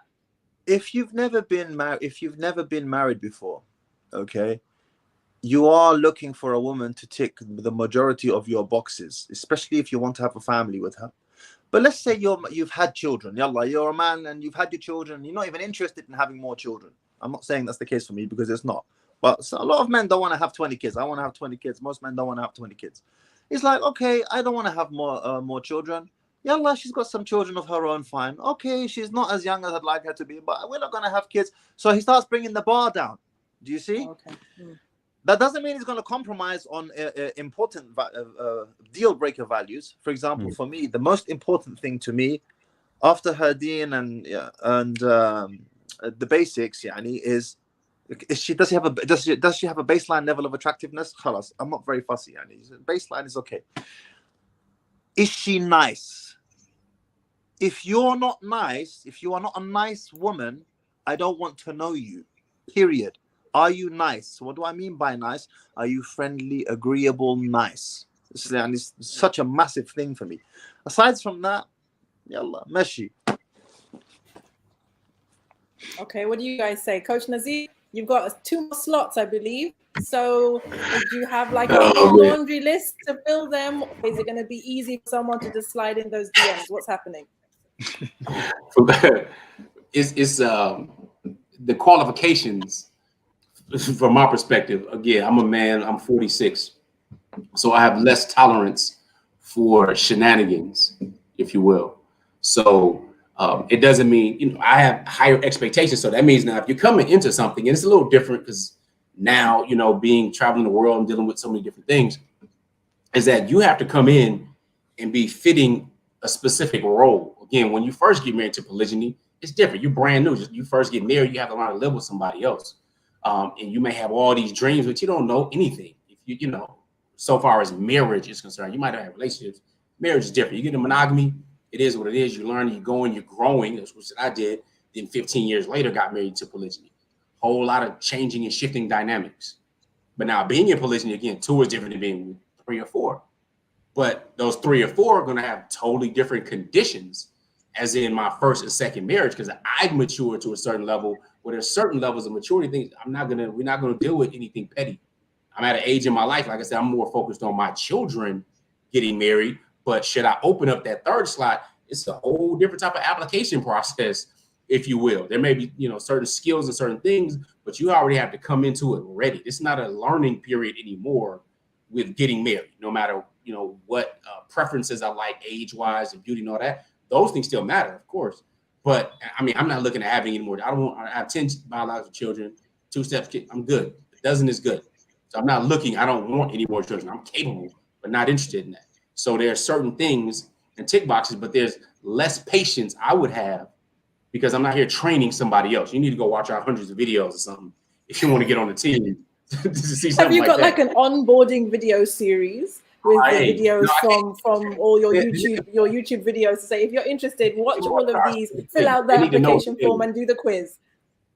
Hey, they may have to, but yeah, it becomes more picky for me, at least in my stage of life. When I was younger, looking for more children and stuff like that, it'd be a little different. But even then, the mentality really off, you know, if you're not reading these books, if you don't know who these authors are, we're going to be on to the next one. You know what I'm saying? Because we have more of a choice to choose from than the women have to choose from. So those two spots are really precious. And I'm not wasting time. I'm not getting married to get divorced. I'm trying to win with it and do legacy stuff. So that's just, you know, that's my perspective. And brother Nasir? Yeah, well, I think, you know, we've had this conversation on I think a different podcast. My thing is this: I'm not looking to go through the onboarding process. This is why it was ironic to me that the sister earlier said that I was hard on older sisters, and I said that, you know, my perspective is a bit different than the norm, because for me, I would prefer someone who is older, more mature, right? Because you bringing something to the table, right? I need you. If you're going to come on the team, you have to have some type of assets, period. Because I'm content. I'm really content. It's like if for those that understand the analogy, it's like having the lottery in the NBA draft. I got the first choice. I got the pick I want. So now anything that comes on the team, I'm content. You got to play your role. And if you're not content with playing your role, sis, I wish you the best, but there's probably another brother out there that's for you. I'm good. So if you want to get on board this team, one, you got to get on the program, and you got to understand you got to have assets. Because if not, what we building? What do you mean by assets? I'm not bringing you on the team for you just to ride the bench. You getting in the game. What do you define by assets, Akhi Nasir? Meaning. And what's interesting, by the way, is important to point out, is that both Coach Nazir and Coach Nasir, they're older than me. Coach Nazir, you mentioned you're 46. Nasir, how old are you, Akhi? Brother, I don't want to say, because Coach Nazir is going to rub it in, because we share the same culture, so by default, I gotta defer to my brother. Because I appreciate and respect the fact that I'm younger, and maybe my own mentality will change as I get older and reach this age as well.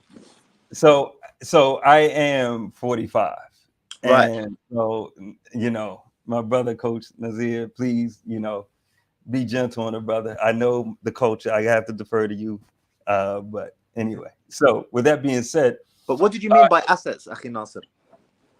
What is the vision? What are you trying to build? And so any sister that comes on, the dean has to be there, certain level of attraction has to be there, but how can you help me build? In terms of what I'm trying to build, what can you add to my vision, where I'm trying to go? That's what I need. I'm a sister. I'm a sister. I want to apply to get on the team. What would you be looking for in the CV that would catch your attention? So what I would do is I would explain to you my vision, where I'm trying to go, where I'm trying to take the family. And what I'm looking to hear from you is how you can take something off of my shoulders. I got you. How can you make this lighter for me? Because the reality, as a man, I'm carrying a lot anyway, every day.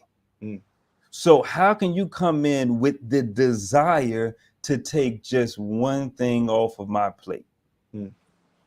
Because beauty, I can find like you have something specific in mind. I'd love to know what that is. Yeah, exactly. I think we need details right now. I think everybody in the chat is like, assets? What do you mean assets? What do you mean bring something to the table? What are we talking about here? What's an example? Yeah, so I would say, so let me say this. So sis, right now, so the sister out there, you're playing the role of the sister. The sister is working right now for a company as an accountant. Okay, that's a skill set I can use and build it in my own business. Got you. You do taxes. That's something I can use in my own business. That's an asset you're bringing to my life, right? Not to mention that you look good and you believe in Allah and His Messenger. But what if she says to you, "I'll be your peace"? I'm not going to bring you anything dunyai, but I can be your peace. You know what I say to her? Yeah. I'll lean into her, not touch her, and say, "Boo boo, I'm good. My wife already gives me that." I'm mashallah, thank Allah, but I'm content, not complacent. I'm content. So you got to bring something to the team that I ain't already getting. So now, so again, as I saw the comment, free labor, call it what you want. I call it having an asset. And if you're older, you need to market, you need to have leverage. I'm giving you what the leverage can be. You're going to already give it to your corporate husband. Why not give it to me? Sorry. Y'all got to think. I mean, not you, but I mean, sisters, you got to think. When you're older and you need leverage, what do you already have that you can add to a man that's already on his vision and can show you that he's on his vision? Not just his words, but his actions are there. You see it. How can you take a little bit off of his plate? I think the answer to this question is obvious. What can you give her? It's obvious. He's going to take her on, provide for her, and so on and so forth. Yeah, and I think that's a good question. Although I think that's a good question because I think, and I'll stop with this. I think this points to the element of sisters thinking that polygyny only serves men. Barakallahu feek. jazakAllahu khair. Like that, like it's again, a coach Nazir, I think, could probably speak to this extremely well as well. Like, this is an exchange. Marriage is a lot of things, but for a man of resources and capacity, it's an exchange of resources and time. I'm giving up my time and resources to you. What am I getting in return? Again, marriage is a lot, but that's an element in it. And so, sis, if you're older, if you're a divorcee, acknowledge the Muslim marriage market as it is, and just ask yourself, what assets do I have that I can then help take something off of this man's plate? And that speaks to, I think, what you were alluding to, Mahdi, is that you can help him with some level of peace by relieving something from his plate. I got you. We've got a lot of pushback in the comments. One, brother, it's your job to provide. Next one, is this not placing demands on a woman that Allah does not place on her for marriage? Not good enough, Nasir. You are looking for someone to use. Whew. Okay, this is abuse. Aren't you supposed to provide? Believe women when they say I've been abused. I never believe it. It is called financial abuse. Aren't you supposed to provide for her just as you do for initial wives? What if she doesn't want to work? Only Tahir says that I think that's reasonable. Everybody else says you're looking for somebody to provide. Are you penalizing her for being older? This sounds like something the red pill would say. What's this now? Yeah. Okay. Yeah, I think that's it. So defend yourself, sir. Yeah, a part of me says I don't want to defend it. You don't like it, don't marry me. I'm good. Can I take this, Akhi Nasir? Can I take this? If you don't mind. Sure. Because I actually, I think I understand where you're coming from, and please correct me if I'm not, but I think I get it. Which is, you're content, as you've just said. You are content. I'm good, right? And I know that feeling. I know that feeling of I'm good. So if I'm gonna take on another wife, I'm actually doing you a favor, Habibti. You're not doing me a favor, because I'm good, right? So if I'm going to bestow this privilege of making you my wife, bestow this blessing, this privilege of making you my wife, what am I going to get in return? Because all the normal stuff, I'm happy. I have a wife or wives already, alhamdulillah, I'm good. So what else are you bringing that would benefit me in this exchange of value? Because all of the things, the basic things, I already got it. Or maybe times 2, or maybe times 3. Am I correct in saying that, Akhi Nasir? You're spot on. Because I think Allah. I'm content. I'm good. And so are you then, sisters, judging me for what my preferences are? I mean, not a real man, Nasir. Come on. Yeah. No, the challenge. You're not man enough. Yeah. So sis says, what if she said, the sister, tell me what you need, and I will go and qualify and come back? How about that? That's training. No? You know, that's training. One of the challenges it looks like that. If you notice what I said to Mahdi when he asked me, I said, instead of answering him with what she can do, I answered with, I would tell her the vision, and I'm looking for her to then say how she can be on that team and help. So you kind of already have told her what you need by showing her and what I'm the vision also is. testing. I'm also testing to see her motivation, her interest to get on this team, because I'm good. And I'm good. And so this is the other thing. Sis, you don't have to do it. I'm not out there asking you to get on the team. I'm saying to you, can you hear me? Yeah, that's better. What I'm saying to you is an asset. It's interesting with sisters. It's interesting because what if I would have said I want a young sister who is, can fit a dress size 6? Would it be a complaint then? I'm saying a skill set that you already have that works for me is a preference for me. Yeah, I'm good. Coach Nazir, what do you think about what's happening here? Because this is, again, today has been a fiery live. I don't know. There's like clash after clash happening. Do you think your mic is doing something funny, Coach Nazir? It's picking up some kind of interference. Do you think Brother Nasir is out of pocket? We've got a comment here. First, we promote polygamy as part of the deen to help women who are divorced, widowed, etc. But yet she is told she has to give you something that Allah doesn't require her to. Hypocrisy. SubhanAllah, doesn't this kind of go against marrying for the sake of mercy? Just don't want all brothers to feel as if this is the only reason to marry. What say you, Coach Nazir? We basically said the same thing. The difference is the lack of maturity with understanding language. See, because he said assets, they instantly thought he's talking about some type of income coming in. They take an asset as being monetarily. Yeah. That's the problem right there. You don't understand what an asset is. You know, the asset is up here. Like, I'm the asset. It's not the things we produce, the businesses. No, I'm the asset. Take me anywhere with what I have, and we can help produce this business. Understanding what asset is, all you're asking is, how are we? Like, okay, I want to marry this woman. Here's you watching TV, you watching The Bachelor, Bachelorette, or something retarded, right? It's like, oh, well, what do you bring? I do this. Did you say something retarded? This is my favorite. These are her assets. How do we not understand that? You know what I'm saying? So it's like, oh my God, the hypocrisy. No, you need to bring something. And wherever you get the idea that a marriage can just be something just of mercy, this is marriage. All right? You can give sadaqah to anybody, help people in many different ways. But this ain't that. When you talk about marriage, an example from the time of Prophet ﷺ. People say he only married older women, or divorced women, and all this, and these things, right? He did only marry one virgin in Aisha radiallahu anha.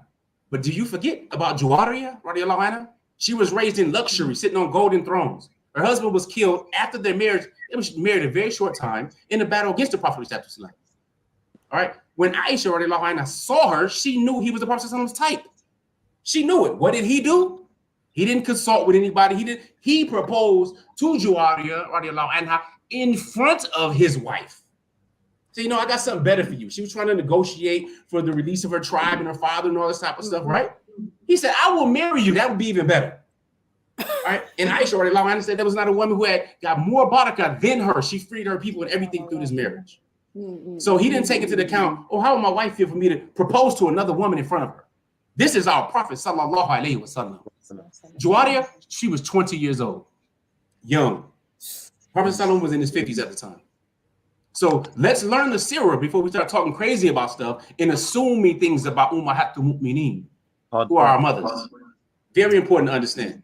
So knowing that, having your preferences and things that you like and you desire and what's expected, like I said, you need to tick these boxes and being picky and those are the assets that they bring to the team. If she can bring you peace of mind and comfort and help you further your vision, that's what I'm talking about. Anything less is unacceptable. So apparently you're out of luck, Coach Nasir, because this woman who gives this value, she does not exist. So stop dreaming. I think Coach Nasir makes apologies. I can open my DMs. I'm good. I got proof. So they exist. Let's just keep it a buck.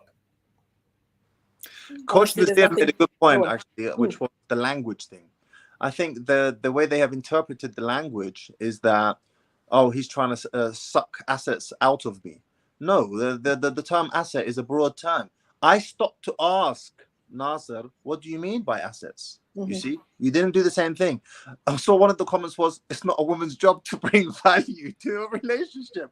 Are you kidding me? Sister Aisha's got it. Sister Aisha's understood it. MashaAllah. Thank you, Sister Aisha, for like being open, because she's got it. Yeah. Exactly. We're trying to build. And Sister Aisha, this is not. I don't think that this is correct.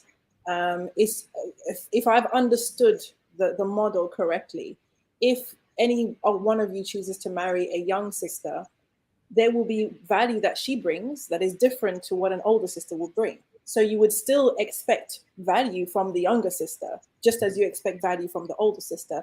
And it's not a case of, so for sisters who are, wondering about this, it's not a case of you marry the younger one because you desire her, you marry the older one because out of mercy or feeling sorry for her or feeling bad for her, and you're not going to get anything from either of those. I think that that's an unrealistic view.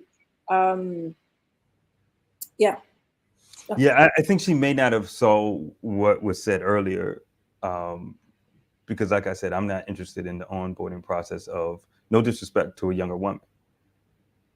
That's just not me. So if I'm going to take a sister who is more mature, she would need to be able to, as it was said in the comments, which I think somebody got it right, this is teamwork. We're building something here.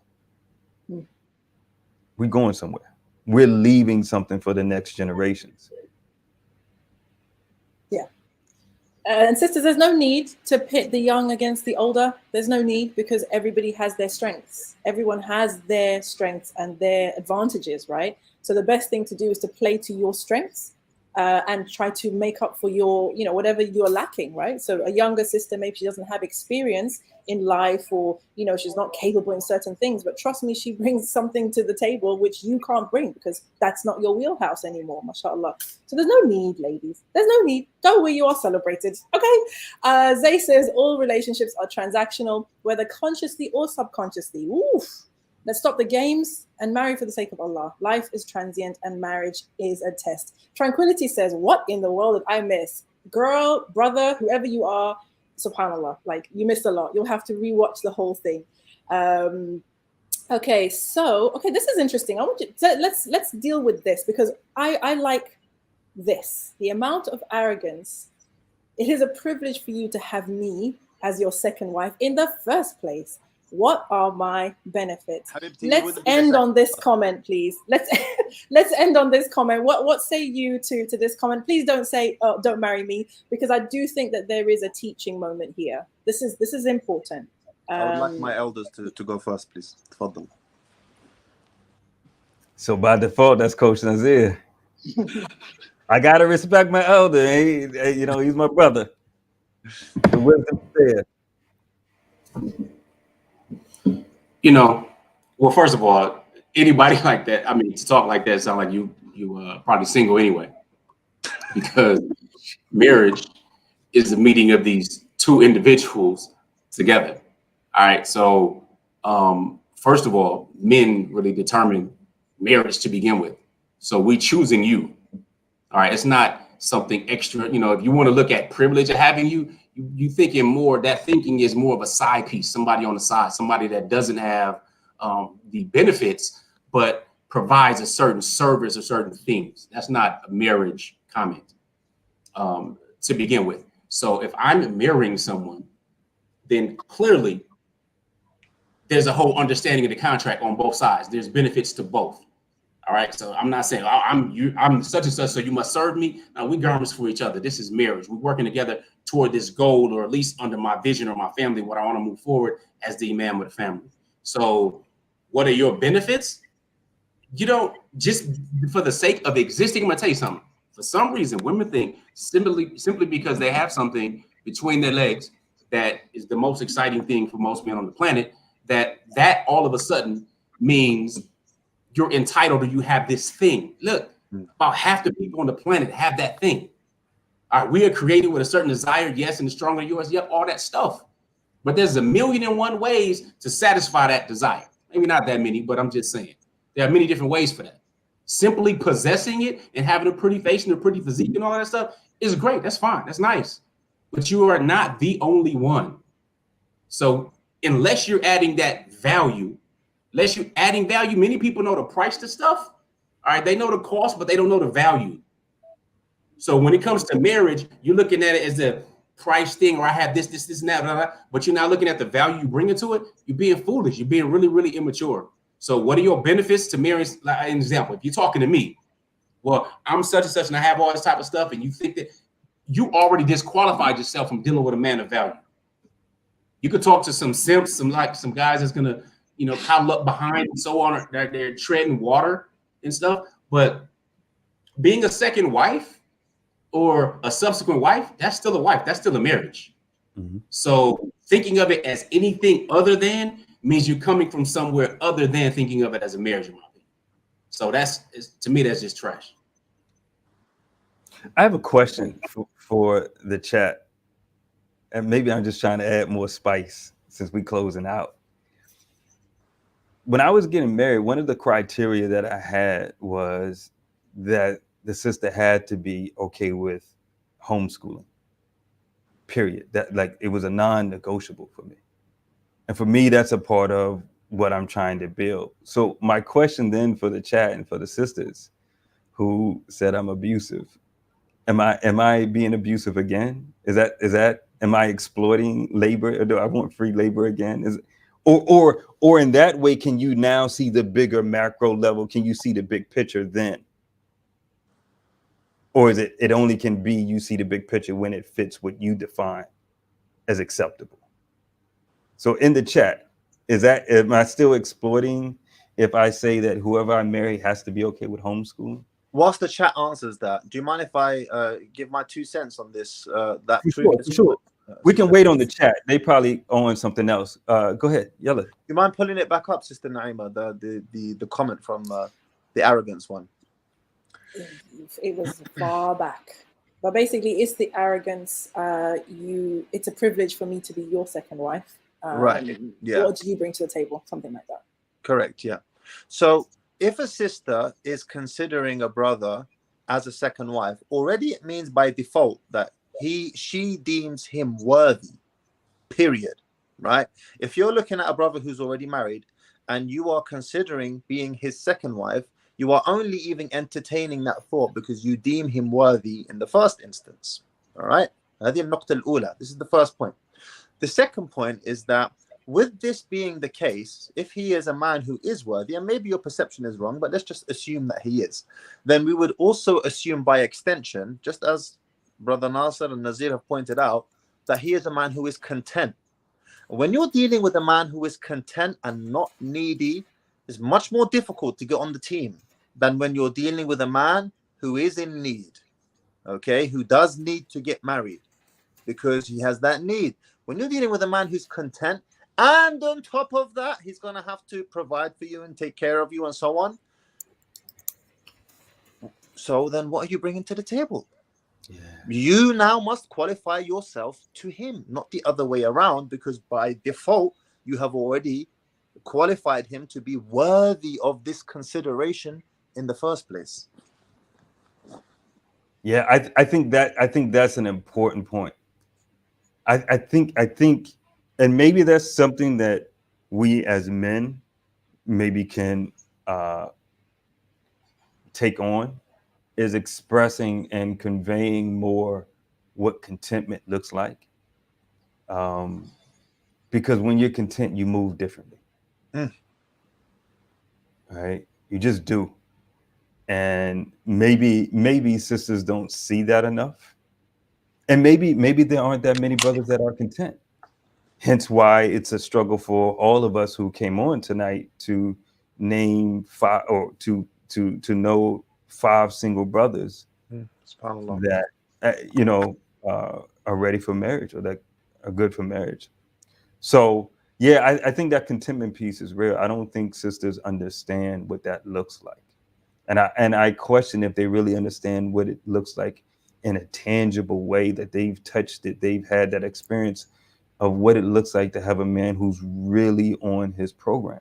He has a vision and he's actually grinding towards that. I don't know if they really have experienced that in their life. At least that. And with that being said, I want to echo what MB said. So it's been a great 4 hours.